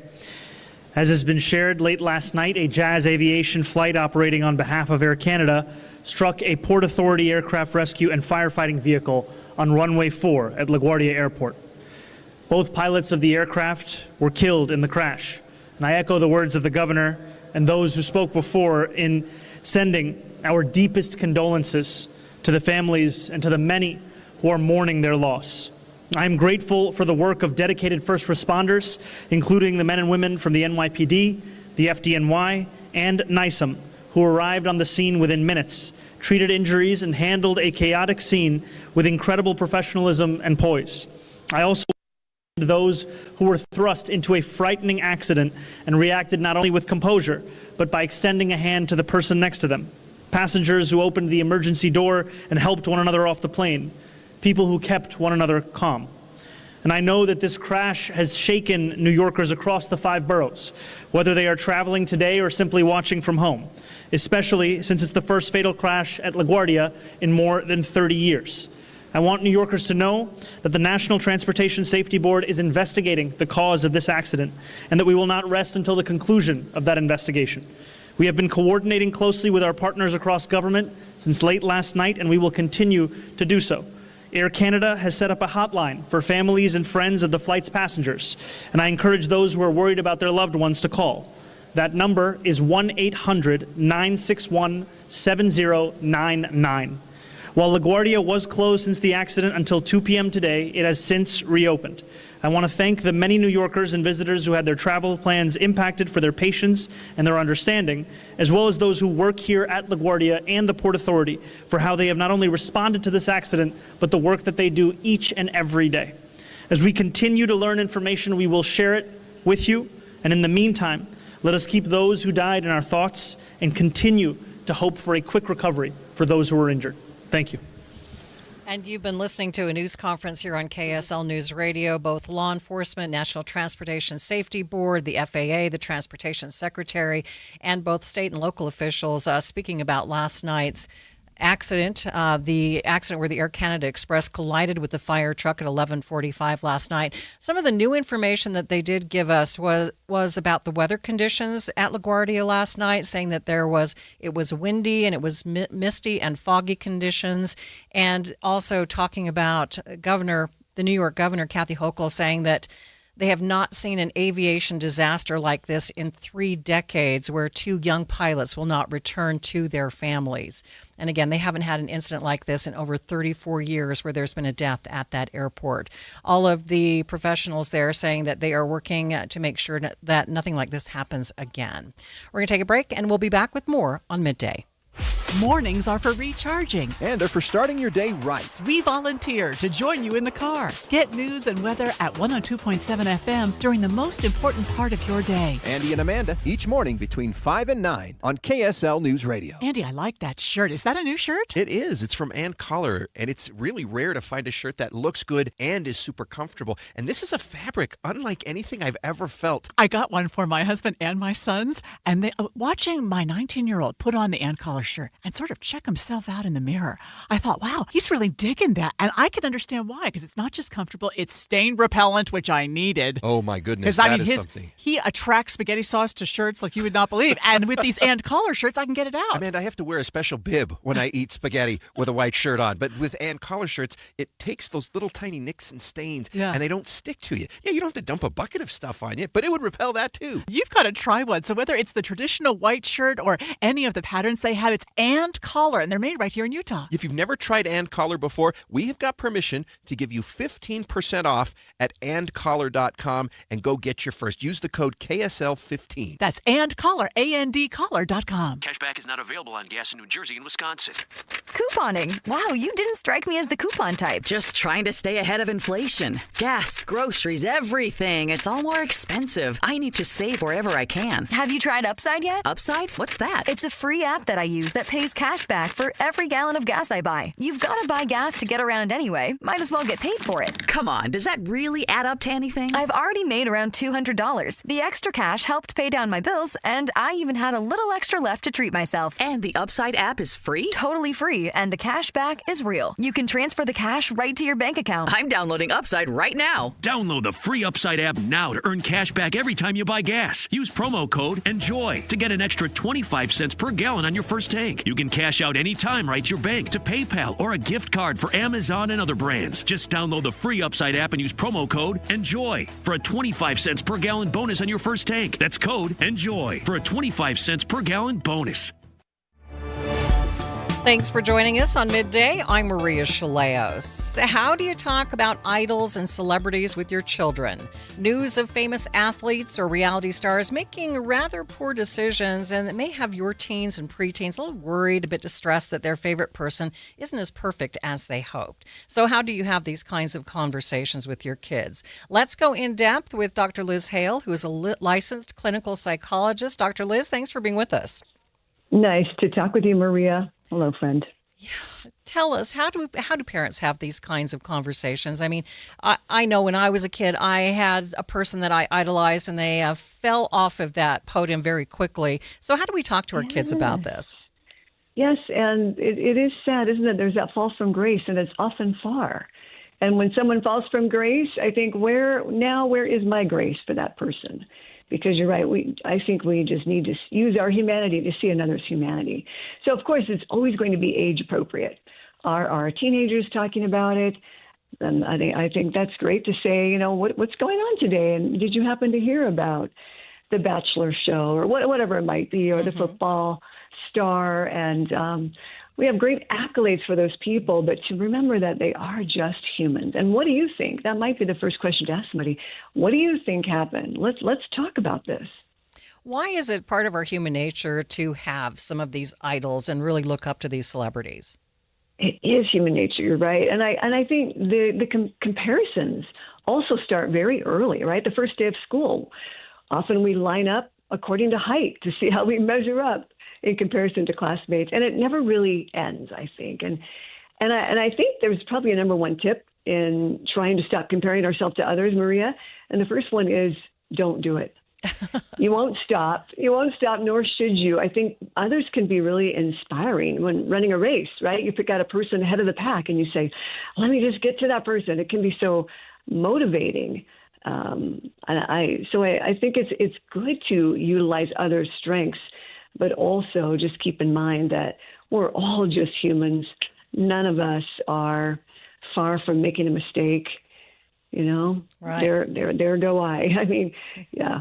I think part of the difficulty is that often the celebrities and athletes inspire children as well. So how do we kind of reach that kind of balance? Mm-hmm. And I think what's really most important right now is what's around the corner for someone who does fall, who does make a mistake, who is human, who is vulnerable. I think it's really nice to kind of think about, how do you think that person can recover? Where is going to be the redemption here? It would be so good for all of us, I think, to look at our own failures and to also cheer each other and ourselves for getting back up and trying again. I think that's really where the success in life is. There's always more to every story that we read. We don't really understand the full truth. We don't get that. Even as good as some of the news sources can be, there's always more. Right. Also a great lesson, as you mentioned, that to show kids that they're going to make a mistake too, and what they can do to redeem themselves. Without a doubt. And as adults, I think, be willing to share with your kids, where did you make a mistake today, Mom or Dad? And I think we can be so busy attending to someone else's life because it's so interesting, right? I think about news stories that happen. It's like, I want to do a deep dive and find out everything I can about that. But at the same time, I have to look, Maria, it's like, if I'm so busy attending to this person's life, who's over here attending to mine? Suddenly I'm not. And who or what needs my attention? Dr. Liz, I appreciate gotta get back. Yeah, So appreciate looking in your the help. mirror. Thank you so much for being with us. My best to you. Good to talk Take care to you. now, Maria. Same to you. And that is Dr. Liz Hale. She is a licensed clinical psychologist. Artificial intelligence could play a role in helping Utah's mining industry. More on that next. But first, it's traffic on KSL News Radio. It's brought to you by UCCU. Build smart, save big with construction loans at UCCU. Ricky? Delay-free on the Valley Freeways. Salt Lake City PD wrapping up a crash at 7th East and 1300 South. Replenish Landscape Garden Products offers the finest compost, soil blends, bark, mulch, playground chips, and more. When you want the very best, visit replenishcompost.com. Replenish. It's good stuff. Ricky Meese in the KSL Traffic Center. My friend Joey loves to use old familiar sayings. You know what they say. The problem is, don't look at a gift horse because you can't make them drink. He gets a lot of them mixed up. People who live in glass houses, here it comes, shouldn't cry over spilt milk. There are also a lot of sayings in the financial world like, you'll pay lower taxes in retirement. But for many people, it's just not true. You may have done a great job saving in that 401k or IRA, but Uncle Sam is ready to grab a big portion of that money. The team at Galileo Wealth Management can help with strategies that you can start now to lower your tax bill in the future. More for you and less for Uncle Sam. Or as they say, an apple a day is worth two in the bush. Get the facts on your tax bill in retirement. Call Galileo Wealth today at 385-247-7000. It's 385-247-7000 or online at GalileoWealth.com. And remember, a stitch in time keeps the doctor away. It does, you know. High five! Up top! Dave's company just got the 5-year price lock guarantee from Comcast Business. Yeah! It's 5 years of gig speed internet, advanced security, and a great rate that won't change. All from the company with 99.9% network reliability. Heck yeah! He hasn't given this many high fives since Deborah brought in her famous banana bread. Yes! The Comcast Business 5-year price lock guarantee. Powering 5 years of savings, powering possibilities. And it's hurting, but I am not stopping. Woo! For a limited time, now through March 29th, switch to Comcast Business to lock in your rate for 5 years and get a $500 prepaid card on a qualifying gig bundle. Or ask how to get started with 150 megabit internet and Security Edge for $59.99 a month for 12 months with a 2-year agreement. Don't wait. Call today. Restrictions apply. New customers only. 1-year contract required for guaranteed rate. Paperless billing and automatic payments with bank account required. 5-year pricing applies to monthly service charge excluding taxes and fees. Most of us like to be out in the sun. That's why sunscreen and other safety measures are key to protecting your skin from aging and cancer. The FDA recommends using a sunscreen with an SPF of 15 or higher. Also, look for broad spectrum on the label. That means both harmful ultraviolet A and B rays are blocked. Remember, SPF plus broad spectrum equal healthy fun in the sun. Visit www.fda.gov/sunscreen for more information. A message from the U.S. Food and Drug Administration. Jackson Hewitt has a great tax prep deal, $149 or less. Missing out is like ignoring the check engine light in your car. You'll regret it. Seriously, the price is only $149 or less, no matter how complicated, so don't wait. Like when you get a password expires today alert or you're shopping online and there's only one item left. It's like your taxes are in the cart, just complete the purchase. Hurry! This deal for $149 or less is like your phone at 1%. It's about to power down. Limited time offer for new clients on federal returns. Participating locations only. Terms at jacksonhewitt.com/149.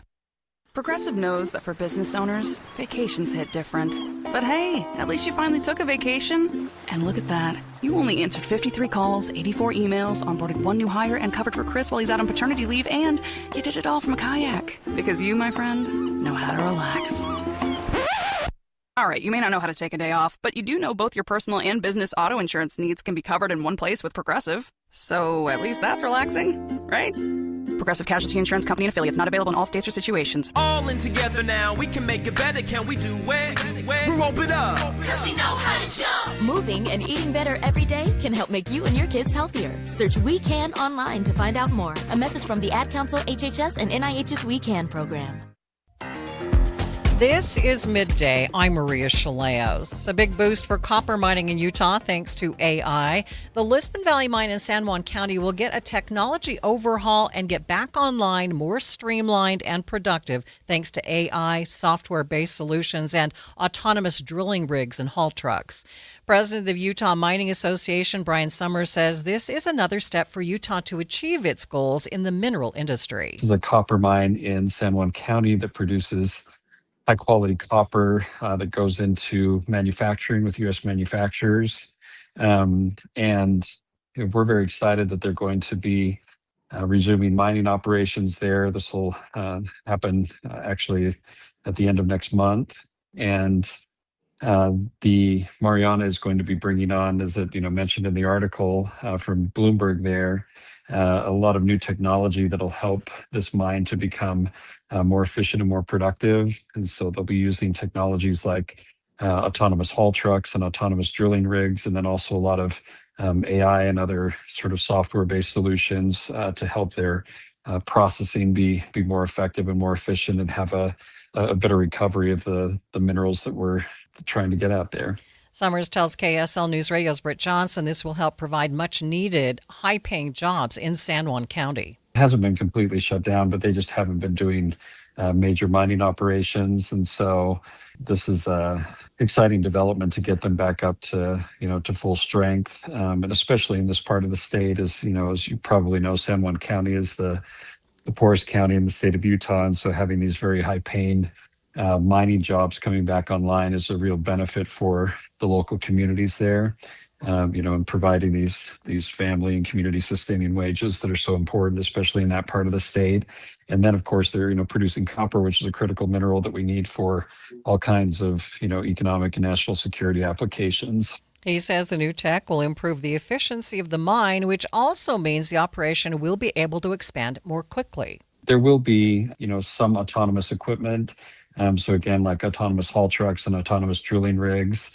But a lot of the new technology is going to be going into making the processing operations. I mean, the operations where they're actually, taking that copper ore and then processing it into the final copper cathodes that you need for manufacturing, make all of those processes more efficient so that they can actually recover more copper through these operations, which allows them, obviously to make more revenue and hire more people. And so they're actually planning to expand the production of the mine pretty substantially, which will then, of course, require more people to come in and work in these operations. So it will ultimately create jobs.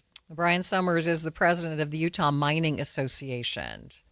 More and more parents are choosing to not only refuse vaccines, but also routine preventative care. We'll chat with a pediatrician, coming up in the next hour of Midday. Stay with us.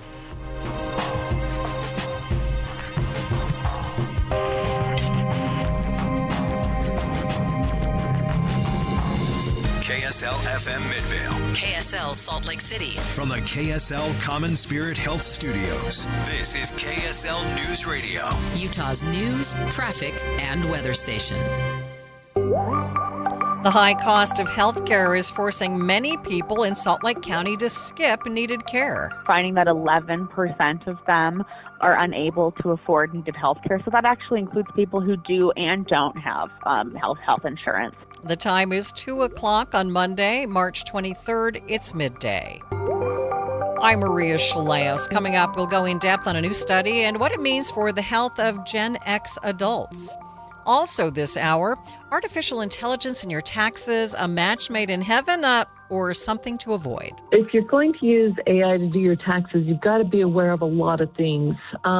First and foremost, AI is really good at telling you what you want to hear. But first, our top stories.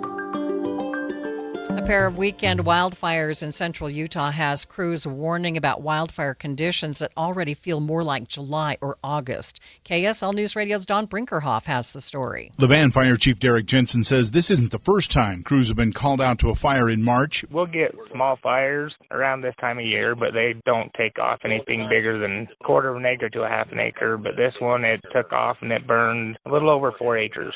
And that was just from a piece of hot rubber landing in the dry grass. He says it took 10 trucks from 5 different departments to put out the fire.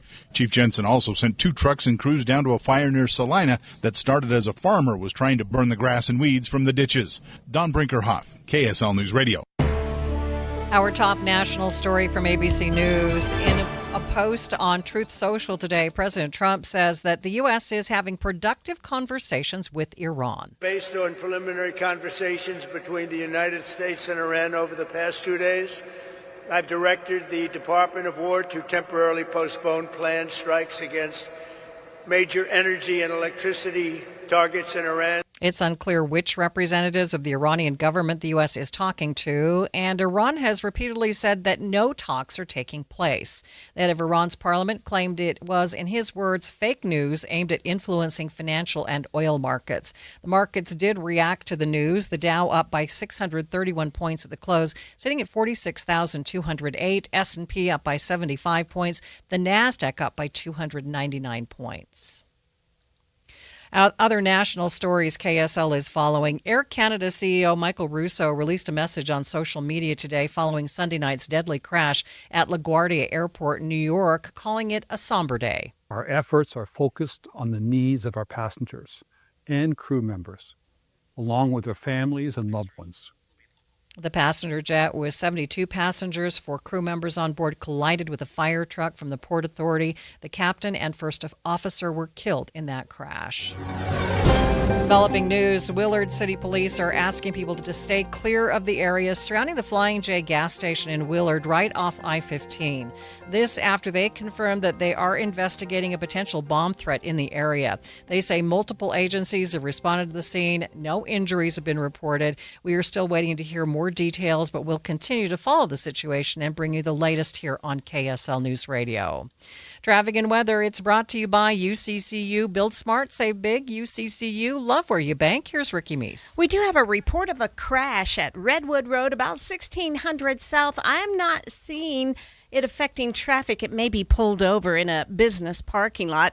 And if you're traveling any of the Valley freeways, including I-15 by Willard Bay, you're good to go. No accidents, no delays. The Good Feet store, supporting you with comfort no matter what the day brings. Find the location nearest you at goodfeet.com. Ricky Meese in the KSL Traffic Center. We are headed for a high today of 72 degrees, a slight chance of showers, up to 79 tomorrow, and then possibly more record-breaking temperatures on Wednesday. Right now, 63 degrees at the KSL Common Spirit Health Studios. A reminder about the simplest way to get updated for your day. Hit your KSL preset when you jump in the car, and we'll take care of the rest. Hear key news updates and traffic reports. Andy and Amanda from 5 to 9 in your car. KSL News Radio at 102.7 FM. Any Hour Services can help unclog any drain in your house, whether you have a backup, a clog, or a slow drain you want fixed. Call Any Hour Services or visit anyhourservices.com. What's up, Utah? This is Jimmer Fredette. You know, back in the day, Jimmer Mania was all about making big shots. Now it's time for Window Mania. Get $2,500 off when you buy 10 windows or more from Advanced Window Products. Call them today at 801-850-9100. If your old drafty windows are a turnover, costing you money every month, it's time for a game changer. These guys are the home team. They're a local, family-owned company that manufactures their windows right here in Salt Lake City. They're built by Utah for our crazy Utah climate. When you buy from Advanced Window Products, you're buying factory direct. No middleman. That's how you score a winning deal. Their windows are tough on defense, blocking out the heat and the cold, which saves you serious money on your energy bills. And here's the slam dunk. Their lifetime warranty, which even covers accidental glass breakage, that's peace of mind you can't get from the other guys. Get in on Window Mania and tell them Jimmer sent you. Call 801-850-9100 or advancedwindows.com. Pump up the volume. Business moves fast. Orders roll in, deadlines close in. When you ship with USPS Ground Advantage, you can keep up with confidence. Every package stays in our secure network from dock to door. And with nationwide reach, dependable tracking, and upfront affordable pricing, you get built-in peace of mind. You run the business. We run the routes. Visit USPS.com/Ground Advantage to learn more.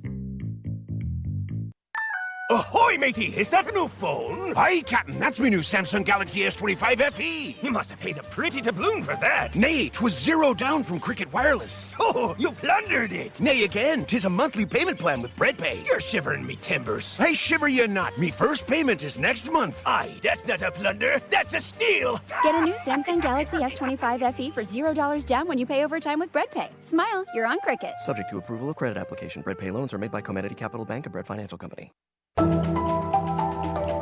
Thanks for tuning into Midday. I'm Maria Shilaos. The high cost of health care is forcing many people in Salt Lake County to skip needed care.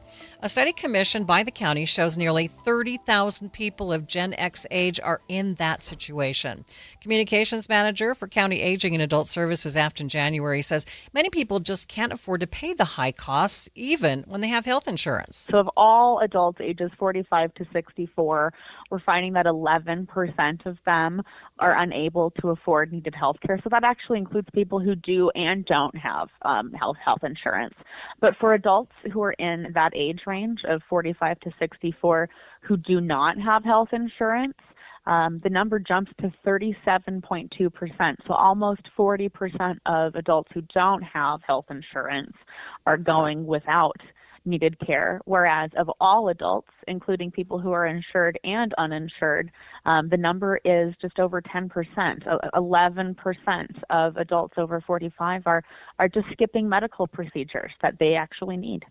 January tells KSL News Radio's Heather Peterson finding a solution to the healthcare crisis is going to be a big challenge. We know that poor health affects more than just people's bodies. It can impact how they can be productive, whether they can work and be productive, things like raising a family and paying for other goods and services that you need. If you have poor health, a lot of different things are impacted. So for Salt Lake County, this presents a really interesting challenge for us as we work through our plan to become a more age-friendly community, which really mostly focuses on the quality of life for people who are older. We know that we now need to look at people who are in those younger age groups, so adults who are not senior citizens, adults who are not older, adults who are not over 60. There are definitely some challenges around affordability that we think that Salt Lake County can help to address through policy and program changes. Now, it's important to remember that Salt Lake County we're not ourselves a healthcare provider. We don't own hospitals and we can't control the cost of healthcare. But we do think that there's potential for us to do some other things through policy that can help make healthcare more accessible by helping to make other aspects of living in Salt Lake County more affordable and providing opportunities for people to learn more about their health and to engage in healthy activities like, spending time outside, accessing facilities for exercise, taking classes on nutrition, or receiving other types of preventive healthcare services from our health department, which provides things like vaccines. So I think it's going to be a really interesting problem for us as a non-healthcare provider to say we want to help to address the cost of healthcare. So for Salt Lake County, I think we're going to be looking at affordability overall and seeing if we can move the needle on that. And hopefully that might have an impact on people who are trying to access healthcare as well.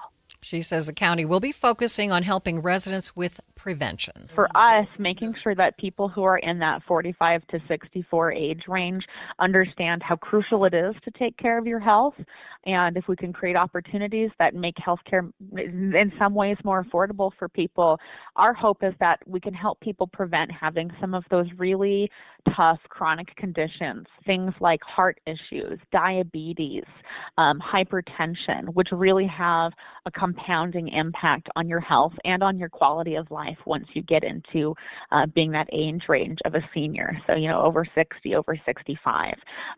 Unaddressed healthcare needs in your 40s can become chronic conditions that are really preventing a quality of life when you're in your 60s. So we want to bring attention to this issue.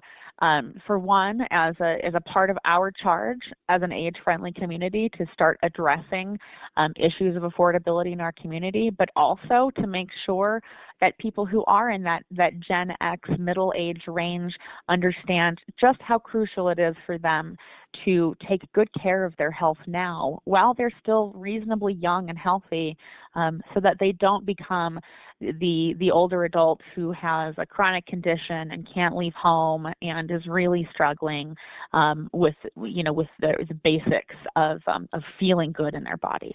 She says there are resources available for all age groups on Salt Lake County's website. Stay with us. We'll be back with more in just 60 seconds. Sign up for KSL Text Alerts. Get breaking news and traffic updates by texting the word news to 57500. Want access to exclusive contests? Text contest to 57500. Jazz fans, text the word jazz for breaking jazz updates. And Cougar fans, text BYU to 57500 for the latest on the Cougars. Message and data rates may apply. At Uline, they know firsthand the road to success is an uphill climb. Uline started in the family basement, and through hard work is now North America's most trusted shipping and industrial supplier. They get what it means to have the support of reliable, hardworking partners. so they keep 41,000 items ready to ship. Whether your company is still in a basement office or expanding cross-country, Uline will be there on your road to success. Visit uline.com. Across the country, you may start seeing more ICE agents at the nation's airports. As the partial government shutdown continues and TSA agents go unpaid, many are calling out of work sick. In a response, the federal government has decided to put immigrations and customs enforcement officers in airports. These are different than your typical airport customs agents, who are generally Border Patrol agents rather than ICE officers. But with security lines across the country reaching massive lengths and the wait time to go through security being so long in many places, the hope is that ICE agents can come in to relieve some overworked TSA agents. ABC's transportation reporter Sam Sweeney explains just how long some of these lines have been at some of the country's biggest airports. We've seen really bad lines in airports like Houston, Philadelphia, JFK, New Orleans. So the line comes from this way and goes all the way around? We're talking 2, sometimes 3 hours. Oh, yeah. Well, I'm definitely not making it. But it's not all day, and it's not everywhere. In Atlanta and JFK, it's particularly bad in the early morning hours. So if you have a flight at 6, 7, 8 in the morning, people have been snaking around the carousels. I'm not going to make my flight. It's what went through my mind. You know, it's tiring to have to add extra time onto your travel. But later on in the afternoon, they're not seeing anything. And you may be flying out of, Salt Lake City or Los Angeles and say, hey, look, I got through security in 5 minutes. That is often the case at many airports across the country. It wasn't that bad flying out of Chicago, but just witnessing this, it's chaos, it's insanity. Came from Phoenix. And what was that like? It was fine. Perfectly fine. We're seeing anywhere from 9 to 11.5% call out rate, which means on average, roughly 90% of TSA employees are showing up for work. I believe we in protecting the traveling public from threats, foreign and domestic. And I believe that in itself not only keeps me coming to work every day, but the officers who also keep showing up every day. So there are workers. The lines are moving in most airports. A handful of airports are seeing major issues. But the longer this goes on, the worse it's going to get. With roughly 10% of TSA agents calling out of work nationwide, how is that leading to such drastically long lines and security wait times? Is it worse at specific airports? Sweeney tells Brad Milkey on the Start Here podcast, yes. And that's a great point. So, yes, they are different. Let's look at Houston's Hobby Airport. On Saturday, 47% of agents called out. At Bush Airport, IAH, 42% called out. In New Orleans, it was 34%. And then in Atlanta, it was 33%. So, yes, there are significant differences between airports. And again, this is by shift. So many people may call out on the weekends or on that early morning shift, but the afternoons are much better and the lines go down. And also keep, this is a good point, smaller airports have fewer agents. So what the fear is, if a couple of agents call out at a very small airport, they could be forced to close because they simply don't have anyone to handle the one line. Oh, like close everything, close the whole security apparatus. Exactly. Wow. So as ICE officers are called in to assist TSA agents, what might that look like? Sweeney says there hasn't been a lot of guidance. We haven't gotten a real clear idea of exactly what these ICE officers are going to be doing in the airports, but Tom Homan, the border czar, said on CNN on Sunday that they would be manning doors and relieving some of those people that, work the areas where passengers walk out of the secure area, freeing up those people that then go over to the metal detectors and the screening checkpoints and help out there to provide some sort of relief. I don't see an ICE agent looking at an x-ray machine because they're not trained in that. There are certain parts of security that TSA is doing that we can move them off those jobs and put them in the specialized jobs, help move those lines. TSA officers are highly trained. They are specialized in security screening. And it's not just what you see, your bags going through that scanner or you going through the magnetometer. There's also behavioral detection officers. They're looking for people who may be jittery, who are sweating when they walk up to the checkpoint. These people know what they're doing. They do it every day. ICE agents do not do this. ICE agents don't work the border. They're not the people who are in the customs lines. That's CBP officers. But again, it hasn't been clearly laid out exactly how these ICE officers are going to bring these lines down. ABC transportation reporter Sam Sweeney. With a lack of details so far, but lots of questions, it remains to be seen how ICE officers will work with TSA to ensure the nation's airports and airspaces are secure. If you still need to do your taxes and think you'll just use AI to do it, listen up. Tax Professionals has some things that you need to keep in mind. We'll get details after the break. But first, it's traffic on KSL News Radio. It's brought to you by UCCU. Earn 4.24% on savings at uccu.com. Ricky?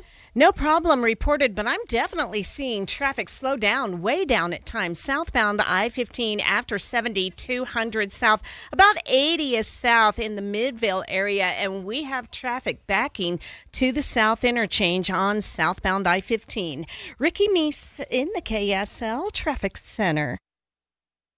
Hi, this is Doug Wright. You can feel the spring in the air. As a matter of fact, we've been feeling the spring in the air all winter long, but as the season genuinely changes, it's time to make your reservation at Ruth's Chris Steakhouse, Hotel Park City and downtown Salt Lake City. And don't forget, quite a few great events are just around the corner, including some holidays. We'll have a lot of visitors in Salt Lake City before long, and it's time to make your reservation at the downtown location. 275 South West Temple. And of course, up in the mountains, it is beautiful. There's still some skiing going on. Ruth's Chris Steakhouse is right there at Hotel Park City. The best meal you have ever had awaits you at Ruth's Chris, whether it's steaks, whether it's poultry, whether it's seafood, the side dishes, the desserts. You're going to love Ruth's Chris Steakhouse, downtown Salt Lake City and Hotel Park City. Friday, join KSL News Radio and NPS from 10 to 1 as the movie show stops by. Then browse and uncover what makes NPS so great. With 4 locations, NPS takes in new inventory every day. Then they check all competitors' retail pricing before marking items down 20 to 70% off. So you're invited to visit the movie show Friday 10 to 1. And that's the first step to discovering NPS. Visit npsstore.com to begin your own NPS adventure. NPSstore.com. Pump up the volume. Business moves fast. Orders roll in, deadlines close in. When you ship with USPS Ground Advantage, you can keep up with confidence. Every package stays in our secure network from dock to door. And with nationwide reach, dependable tracking, and upfront affordable pricing, you get built-in peace of mind. You run the business. We run the routes. Visit USPS.com/Ground Advantage to learn more. You could file your taxes on a basic free service, which is fine. But are you okay with fine? Because when it's your money on the line, do you really want to guess if you missed a credit or hope the math is right? Get the confidence of TurboTax for free right on the Intuit Credit Karma app. Free Fed and free state for simple 1040s only. Around 37% of filers qualify. See details at turbotax.com/free. No schedules except for EITC, CTC, student loan interest, and Schedule 1A. Do you worry about how much someone drinks? Do you feel neglected or unloved? If you answered yes to any of these questions, you are not alone. Al-Anon and Alateen can help. Call 1-866-200-0223 or visit alanon.org/help. You are listening to Midday. I'm Maria Shilaos. The deadline to file your taxes is quickly approaching, and with the emergence of AI, you may be thinking it will be a big help this tax filing season. While artificial intelligence can prove to be a good tool for answering some of your tax questions, it may not be a great plan to rely on it to file your return. CEO of the Utah Association of CPAs, Susan Spears, tells me folks need to approach this new technology with a bit of caution. If you're going to use AI to do your taxes, you've got to be aware of a lot of things. First and foremost, AI is really good at telling you what you want to hear. I also have concern with sharing with AI your personal information, because once that gets out there, the security levels are such that your social security number is out there, then it's up for grabs. So taxes are complicated. Is there some way that people should be using AI or can use AI as a tool where maybe they're not putting their information out there? You know, I think AI can be a great tool if you're doing let's say, just some basic tax research. It does a pretty good job of explaining tax rules, and it'll give you some direction. Now, if you start getting into some of the really complex tax situations, AI can hallucinate. And what that means is it can just go off on a tangent and spin off some stuff that sounds really great, but is not even close to being what the interpretation of the code is. So you've got to be careful. So who are the folks that you would say definitely don't use AI, definitely go to a certified public accountant? If you have a complicated tax return, let's say an individual, you've got, wages, dividend interest income, some rental properties, some business transactions. Let's say you're running a little single member LLC through your personal tax return. It starts to get confusing for the AI programs. I've looked at a few myself. I mean, I tried to run just a simple W-2 investment income with a little Schedule C for one of my nieces, and it was a disaster. It took me more time to undo what AI did for me than if I just put the information in myself. So you have to be really careful. We're still kind of in those beginning learning stages. Things are getting better, but at the end of the day, you're still responsible for the information that's put on that return. So you've got to be able to know that it's right. And you're the expert, and you tried it, and you knew the things that were wrong about it. A lot of folks wouldn't see that there was a problem or that they should be concerned. That's one of the challenges. I've seen examples, not that I've done, 'cause of course I don't do tax returns like I used to, but where we've seen information put in two places, the same information put in two different spots on the return. We've seen that with some of our AI stuff that's going through. Just the transfer of when you give AI the information, it doesn't always know what the numbers mean and where they need to go. So then what happens if someone does use AI and there is some sort of mistake? I mean, what's going to happen at the IRS with that?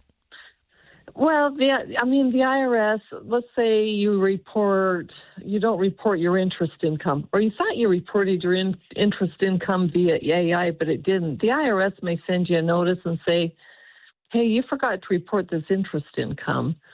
Now you owe more taxes. So the IRS may or may not catch it. I would be concerned, especially maybe with deductions, especially as we're doing business type returns. Making sure that all those numbers land, not only where they need to land, but strategically where they need to land. And that's where a CPA really comes in, is quite handy, because we understand our clients. And you're not going to be able to say, hey, it's not my fault. I told AI, it just didn't put in the numbers. Exactly. Because when you sign that tax return before you send it off, you're basically saying that it's true and correct to the best of my knowledge. And AI's not going to excuse you on this. Okay. Anything else we need to add, Susan? Be aware. AI is a great tool. We're all learning how to use it. It can teach us, it can guide and direct us. But at the end of the day, if you have questions, certainly ask a CPA or do some research on it. But I wouldn't depend on AI 100%. Susan Spears is the CEO of the Utah Association of CPAs. We are hearing from a Paralympian from Utah who says his debut at the Winter Games in Milan this year fulfilled a lifelong dream. Michael O'Hearn says competing alongside such high-level athletes was inspiring. I've given everything to sport, in return it's given me everything. It's everything I've ever aspired for. It took so much ambition, so much drive, and it was so rewarding and so enriching. It was everything and more. It was so fulfilling. It was, it was competitive. It was scary. It was debuting at the, pinnacle of sports. I just qualified for World Cups and World Champs earlier this season, so I've not yet competed in those. So this was my debut. So it was nerve-wracking and exhilarating, but it was also kind of exactly what you expect. It was a melting pot of, countries. It was best athletes from all over the world, and we all came together and kind of showed what adaptive excellence was. We showcased being empowered by disability, and it was a very moving experience. Michael tells KSL News Radio's Reagan Edelman that due to his rare disorder, he was able to ski before he was even able to walk on his own. So I was born with a rare congenital disorder. It's called arthrogryposis multiplex congenita, which is a mouthful. It's crazy, but essentially my joints throughout my body are contracted and my muscles either missing or stiffened. So I wear leg orthotics and my right arm is contracted. And so growing up, there wasn't much of an outlet for sports or athletics for me. So my parents got me involved in an adaptive program and in upstate New York, and it clicked. I skied independently before I ever walked independently. I skied, in the gaps between surgeries, and it was my freedom. Anatomical freedom as a child. Eventually, I kind of made it to level 1. Races and scholarship camps that progressed, and I then was kind of sought out from a developmental team in Park City, the National Ability Center. I've been training with them for cumulatively maybe 8 or 9 years now, but I took a 3-year hiatus, and I came back onto the circuit for the past 2 seasons professionally, and was able this past year to qualify for World Cups and World Championships to make it to be selected for the team to have a top 5 national ranking in a discipline. So I secured my way to being number 5 nationally in giant slalom, and therefore was nominated and then named to Team USA and the Paralympic team. He says it wasn't long before he fell in love with the sport and dedicated his life to it. Skiing is inherently designed for disabled and adaptive bodies. I have leg braces and I couldn't hold myself up. I needed all these surgeries growing up. I didn't have the muscle power. My ankles were all contracted and twisted, but I think ski boots are inherently stiff, and they were able to hold me up. So I skied independently before I ever walked independently, and then eventually I grew up, found a sense of self, and went professional with it. And it's my sanctuary, my happy place. It's the adrenaline and the breath work all in the same beat. It's everything to me. Michael says he's not slowing down. He's planning to continue to give everything to his sport and is hopeful that you will see him competing again at the next Winter Games in 2030. It's 2:30, midday at KSL News Radio. I'm Maria Shilaos. Some of the stories we are watching this hour. There's a growing trend of parents choosing to not vaccinate or participate in preventative health care for their newborns. Rattlesnakes are starting to emerge a little sooner than normal. We have tips to keep you, your kids, and your pets safe. And KSL traffic, Ricky. Debris in the road causing slowdowns on I-15 in Midvale. Maria? We're starting off the week a little bit cooler, but it looks like we could still see some record-breaking temperatures this week. They could come on Wednesday. We are expected to hit a high of 84. ABC News, I'm Michelle Franzen. Democrats say they're making some progress on a fix for the partial government shutdown. That as wait times swell at airports due to TSA officers working without pay and calling out sick.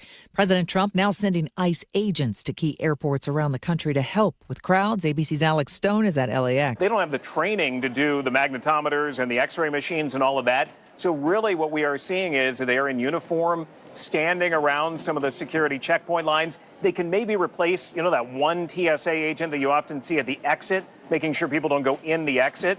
They can do that job of manning that exit, but actually doing the security, they don't have the training for that. So it doesn't seem that they're going to be able to speed up the lines by helping out in that way. President Trump announcing he's delaying the deadline for Iran to reopen the Strait of Hormuz or face military strikes, saying the U.S. is engaged with Iran in talks.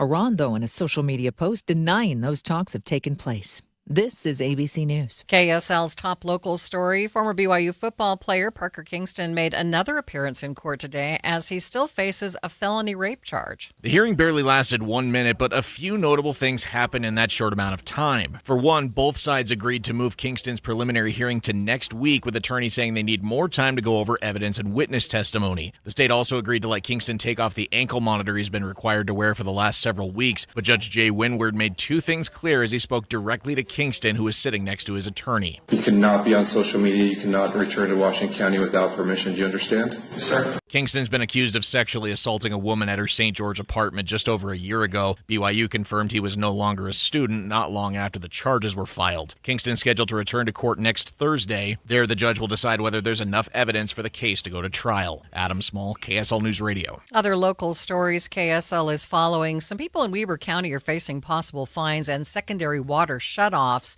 if they use more water than allowed. KSL News Radio's Britt Johnson explains. Pineview Water Systems General Manager Jeff Humphrey says they're trying to uphold water metering legislation with these actions, as well as conserve resources. But some customers have taken to Facebook saying it seems steep and unfair. Others agree with it, saying we need some consequences for using too much water.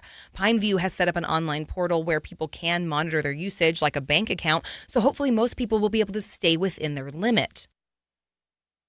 Salt Lake International Airport may be getting its route to Moab back 3 years after losing it. KSL News Radio's Cameron Elliott has the story. The Canyonlands National Airport's contract with the airline Contour is set to expire this year, and the Grand County Airport Subcommittee is recommending a switch back to SkyWest. Moving to Contour added services to Phoenix and Denver, but ended service to Salt Lake City, and the airport has seen a decrease in flyers since they made the change. Switching back to SkyWest would reintroduce flights from Moab to Salt Lake, along with other advantages like seamless itineraries and baggage transitions with larger airlines connecting through the regional airport. The decision ultimately rests with the Department of Transit, who will decide whether or not to award them the Essential Air Service contract that will fund the transition.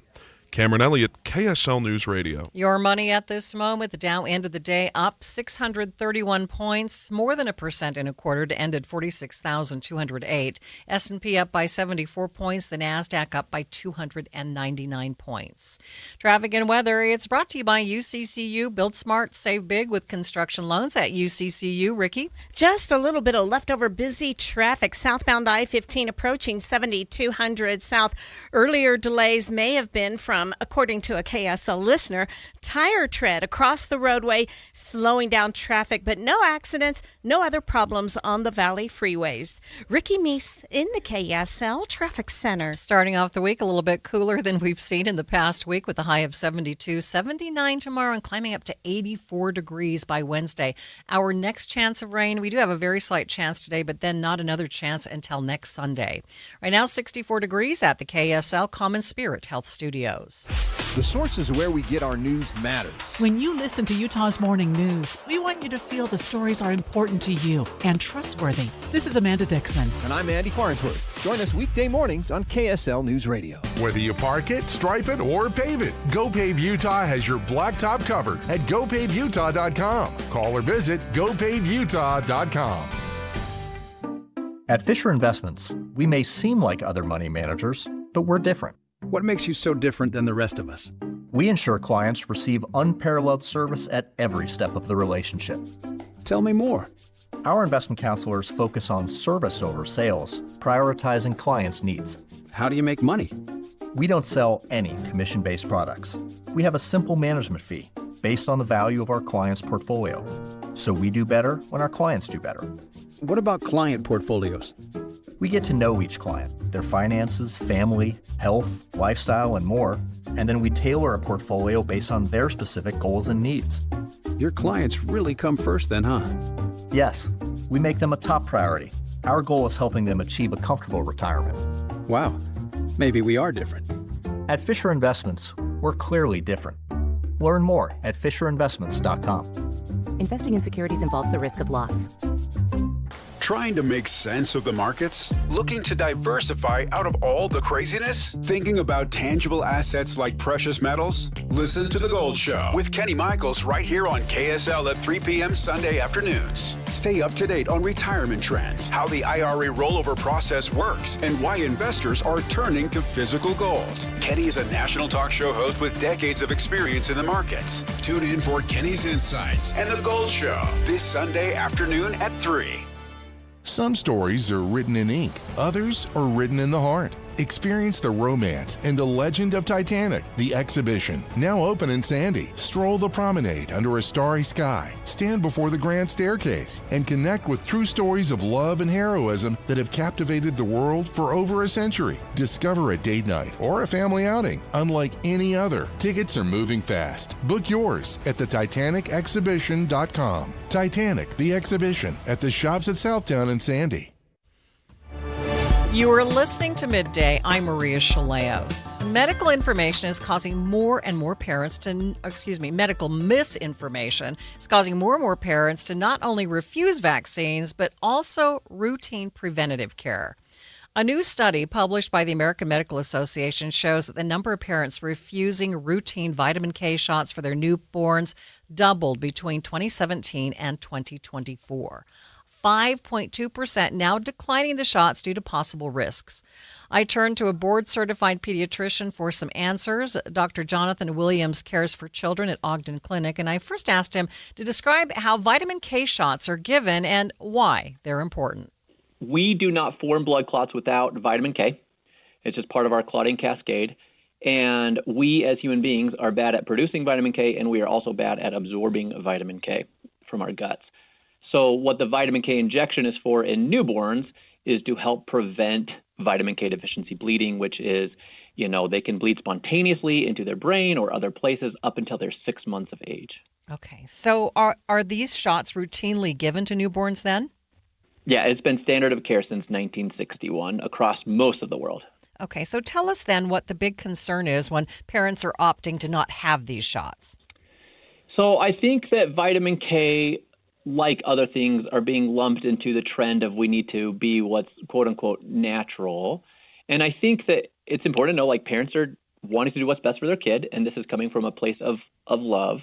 But when they hear information on social media or other places that aren't as reliable, that sounds very scary, they're more likely to just not do anything. So it's got wrapped into the whole idea about, vaccines might be scary for you and interventions might be a little bit scary. And I think that vitamin K kind of got wrapped into that conversation. So what does the conversation look like then between you and parents? It's actually interesting. I've had many times parents refuse the vitamin K because they'll say, because it's a new and unproven thing. They do not know that we've been doing this for literal decades. I had a sweet mom. This was her fourth baby. I've taken care of her other kids, and this baby came to me after the hospital, and I learned that they did not get the vitamin K, and she said, we just didn't want to do anything new. And I looked at the records, and all other kids had the vitamin K shot. She just didn't know it because it's standard of care at every hospital, but she was refusing it because she felt it was new. Once we are able to explain why we give vitamin K, why it has to be a shot because we're very bad at absorbing it in our gut, and what it protects the baby from, a lot of moms are changing their minds once they're presented with correct information. Right. So then let's talk about the bigger picture, and that is parents wanting to go all natural. How do you as a doctor, you mentioned what you spoke with this parent, parents usually will kind of change their mind, but how do we restore confidence among parents in some of these things, vaccines that have been given for decades? That's the big picture. I think about that a lot, and I don't know the answer to that. There's an overwhelming trend towards distrust in the medical community. There's an overwhelming distrust for anything that's considered a chemical or things that parents don't understand. And I think that it's going to be eventually, my job and other pediatricians' jobs and other healthcare providers to just help educate parents to combat the tsunami of misinformation that's, the parents are being exposed to every day. Yeah, well, we think natural is better. It's not always better, right? No, I like to remind parents that arsenic is natural. Right. And you look back not very many generations ago where parents were having 8 to 12 kids and hoping that 5 made it to adulthood. Not just because it's natural doesn't mean it's always going to be better for your kid.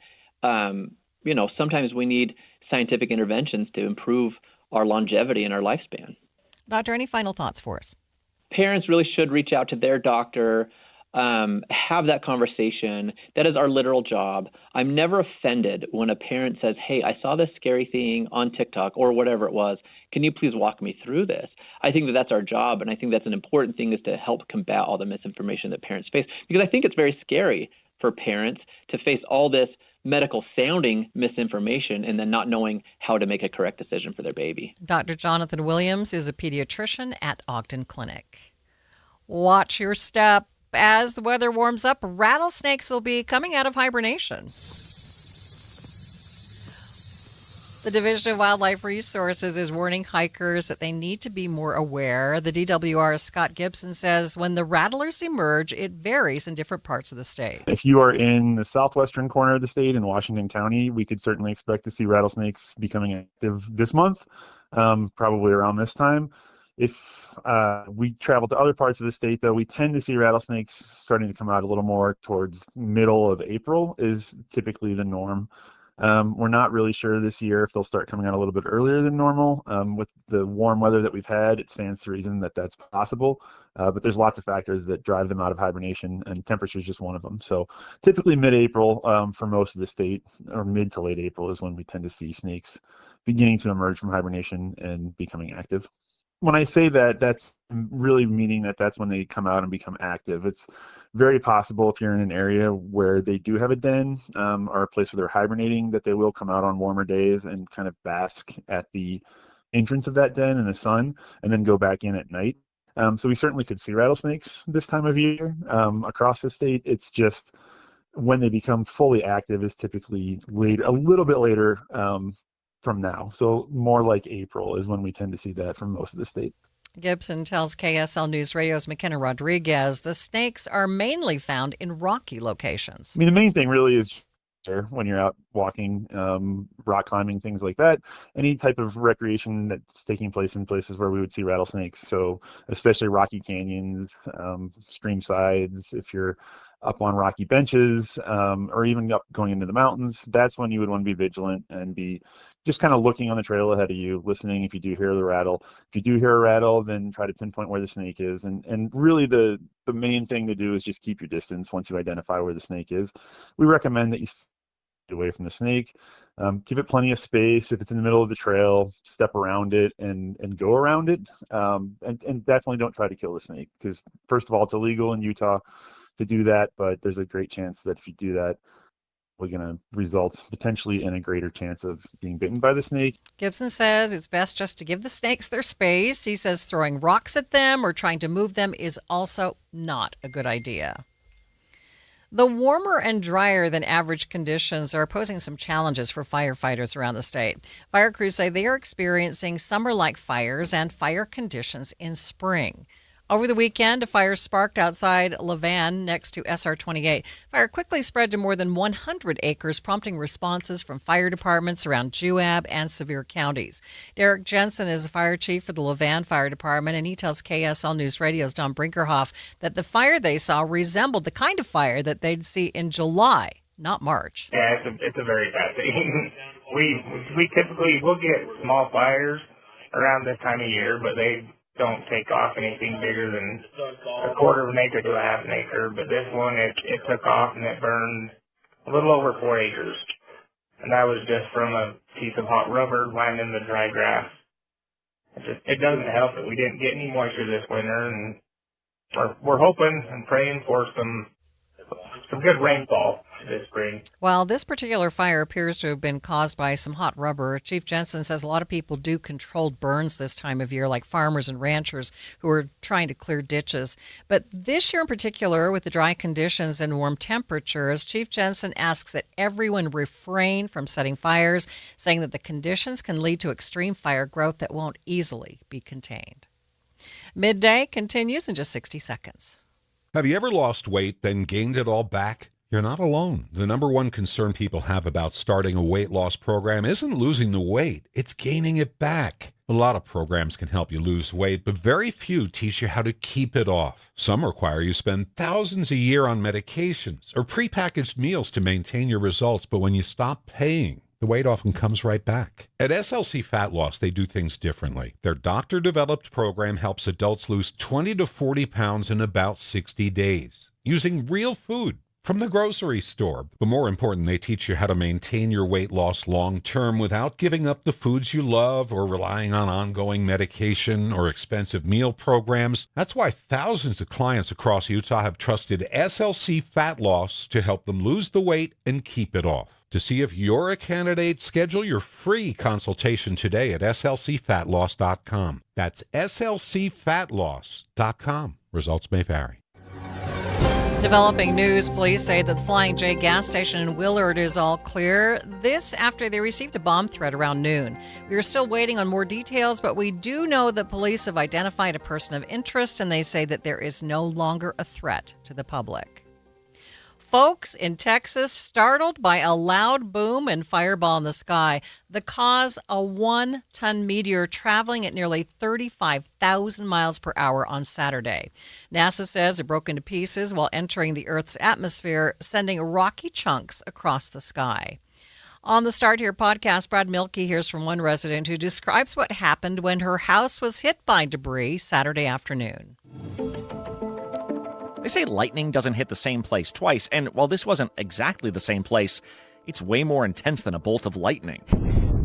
This weekend, people near Houston, Texas saw what looked like a fireball streaking through the sky. Whoa!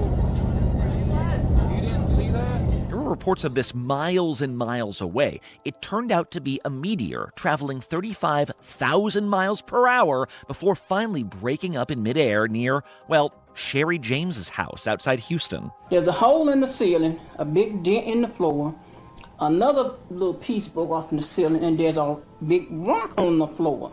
And it just scared me to death. She told our station KTRK that she was sitting downstairs when she heard this crash. Others heard an even louder boom outside, which was actually a sonic boom. That's how fast these things go. No one was hurt, but perhaps what was even more perplexing to people was this was the second time in a week an American city has seen this phenomenon. Boom! Like that. Like, bah! Like that.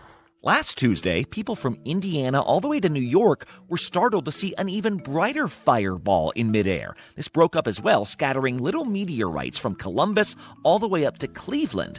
That material is rare, dense, and valuable enough that meteor hunters have descended on the area, scouring neighborhoods and forests for fragments. This belt here, it's got magnets in it, rare earth magnets, and you can use this to authenticate if it's actually a meteorite. Scientists say when this Ohio meteor hit the Earth's atmosphere, it was just 6 feet across and got smaller from there. But Bill Cook from NASA says because these things are going 50 times the speed of sound, they pack an incredible punch. It unleashed an energy of about 250 tons of TNT. In fact, the one this weekend in Texas was just 3 feet across, meaning it was only worth 25 tons of TNT, which might make you wonder, what's going on? Is there an asteroid hailstorm happening over our head? Should we all duck and cover? Experts say the timing of these twin meteors was purely coincidental. In fact, there are asteroids whipping past this planet every day. Hundreds hit the Earth's atmosphere and are burned up. Close to a dozen are bright enough to be spotted. The difference is, very few of those are happening over populated areas. Sherry says she's no meteor hunter. She wasn't even sure what this was at first. The weight of it is very, very heavy. And when the fireman looked at it, he said, this is not a regular rock, because he said the look of it and the weight just alone was different. But now that she owns a piece of the cosmos and is alive to tell the tale, she says she's buying a lottery ticket.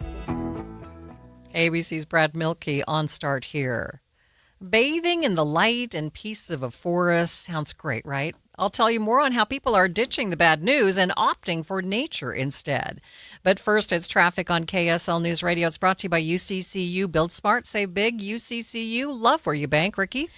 Looking pretty good on the Valley freeways. We're back to good speeds. Southbound I-15, Murray and Midvale by the South Interchange. No accidents, no delays on the freeways or our main secondaries. Ricky Meese in the KSL Traffic Center.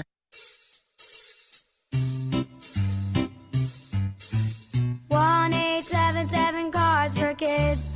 KARS Cards for Kids. 1-877 Cards for Kids. Donate your card today. 1-877 Cars for Kids. KARS Cars for Kids. 1-877 Cars for Kids.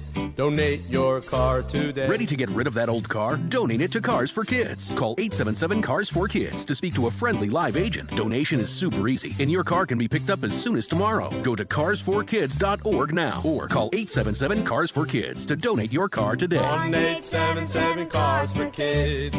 KARS Cars for Kids. 1-877 Cars for Kids. Did you know you can donate real estate too? Go to carsforkids.org. That's cars with a K. It was opening night at Hale Center Theater for The Hunchback of Notre Dame, Victor Hugo's classic tale. I was with my son Ian, and it was nothing short of spectacular. The staging, the costuming, the music, it's simply breathtaking. And of course, the actors and the voices. You have to see The Hunchback of Notre Dame. It's on the main stage right now at Hale Center Theater. So many of the scenes are never to be forgotten. For example, when Frollo is just struggling with his passion for Esmeralda and his soul, the flames and the tension on the stage is unbelievable. And to see the Hunchback up in the tower with the bells, don't miss Hunchback of Notre Dame. It's underway right now at Hale Center Theater. And continuing, Peter Pan Goes Wrong. That's on the Jewel Box stage and Hallmarked on the Beehive stage. Get your tickets now. hct.org. Don't miss the Hunchback of Notre Dame. Looking for something fun to win this week? Head to ksl.com/win and enter now. We're giving you the chance to score tickets to the Disney Worlds Collide concert tour. Win tickets to rock out at the Guess Who tour, or catch the action live with tickets to Real Salt Lake or the Utah Jazz. It's quick, easy, and free to enter, so don't miss out. Visit ksl.com/win today and see what you could be winning this week. ksl.com/win. Good luck. Only one type of burger. For every pallet. Fries are extra. Large in size. We've got the shakes. Going over the brim. Hey, this is Chris from JCW's. Put a positive, delicious spin on your day at any one of our 5 locations. In Lehigh, American Fork, Provo, South Jordan, or Harriman. JCW's, quality and a lot of it. Hi, this is Derek Overstreet, president of the New Millennium Group and co-host of Stop Working, Start Living with KSL News Radio. Can you imagine what your life would be like if you could retire 3 to 5 years earlier than you thought possible? The things you could do, the loved ones you could spend time with, the memories that you could create. That's what our team at the New Millennium Group does. We'll walk you through the entire process every step of the way. If you'd like to get a copy of the 5-step proprietary plan that will help you retire 3 to 5 years sooner than you thought possible, give us a shout right now.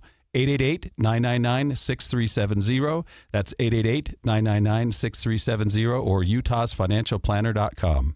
Listen, most of our listeners right now have a tax problem, not a money problem. There's not enough money in Social Security Medicare as it is.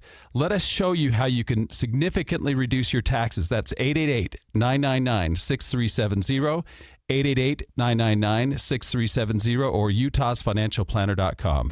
This weekly tax tip is brought to you by the Utah Association of Certified Public Accountants. Here's CEO Susan Spears. Here's what many people are getting wrong with their income taxes. Most of us fill out a W-4 once and never look at it again. In 2026, many taxpayers will see changes. There are new deductions for overtime and tip income plus other changes. If your withholding doesn't reflect those changes, one of 2 things can happen. You either give the IRS an interest-free loan all year, or you get hit with a surprise tax bill in filing season. If new deductions lower your tax bill by $3,000, but your withholding never changes, that's about $250 a month coming out of your paycheck that you actually didn't owe.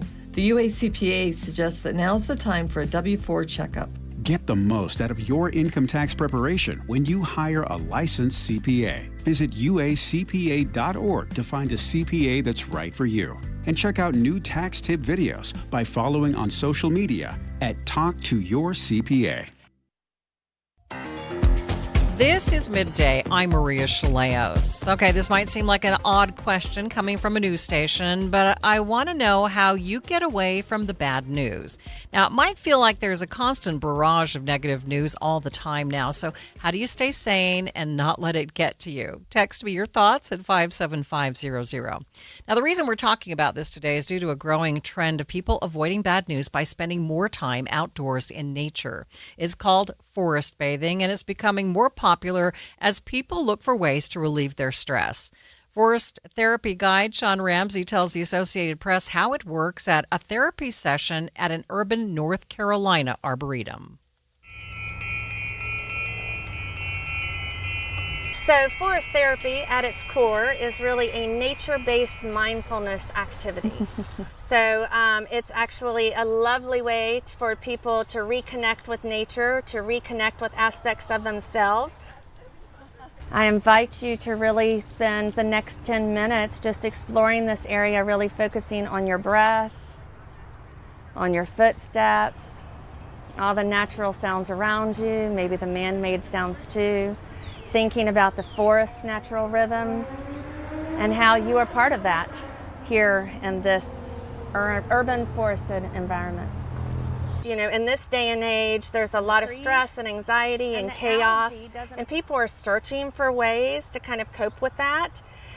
I think it's important for people to take the opportunity to exist in natural spaces, both to unwind and relax so it can be easier to interact with other people, and to take a moment to appreciate beautiful things. That way, hopefully, they can carry that forward and have more of an appreciation for other people and other cultures that they might be less experienced with.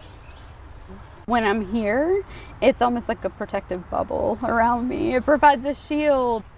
That focus back into spending time in nature and the healing power of that, and just remembering that we're part of something bigger, that we're all connected, and that what we do in our actions that we take really matter to the rest of the world. And so there's no better place to see that than here, where you can see all of the interconnectedness and the ways that this plant life just naturally supports one another. Doesn't take more than they need.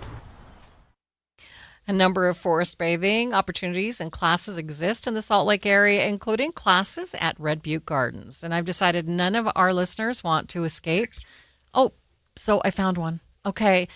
This person says they find humor in life. There's always a reason to smile and laugh, even if it doesn't seem like it. Thanks so much for your text. Have you done any forest bathing? No. Jeff, no? No.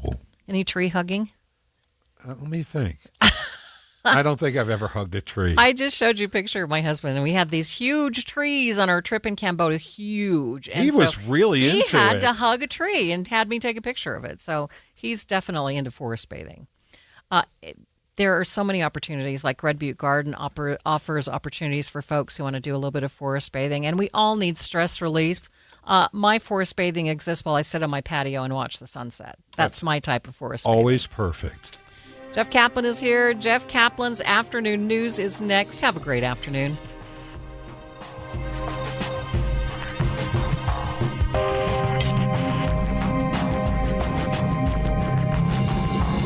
KSL FM Midvale. KSL Salt Lake City. From the KSL Common Spirit Health Studios, this is KSL News Radio. Utah's news, traffic, and weather station. Good afternoon. It's 3 o'clock at KSL News Radio. I'm Jeff Kaplan. We're at 64 degrees. KSL's top story. A Utah mom is facing felony charges after taking on an 11-year-old bully. KSL News Radio's Eric Cabrera is joining us live with the story. Eric? Jeff, 40-year-old Shannon Tufuga tracked down an 11-year-old boy riding his bike in her Provo neighborhood she says bullied her kid, then blocked his path and made him get inside her car. Police say she drove him to her house without his parents' permission, demanded he apologize, and threatened that her husband could beat him up. KSL legal analyst Greg Skorda says the consequences here could be serious. Could she do some jail? Could she do some community service? Could she have ankle monitor? Could she have a felony conviction? Absolutely. All of those are potential consequences of this. But I think the justice system is really going to want to just get her attention.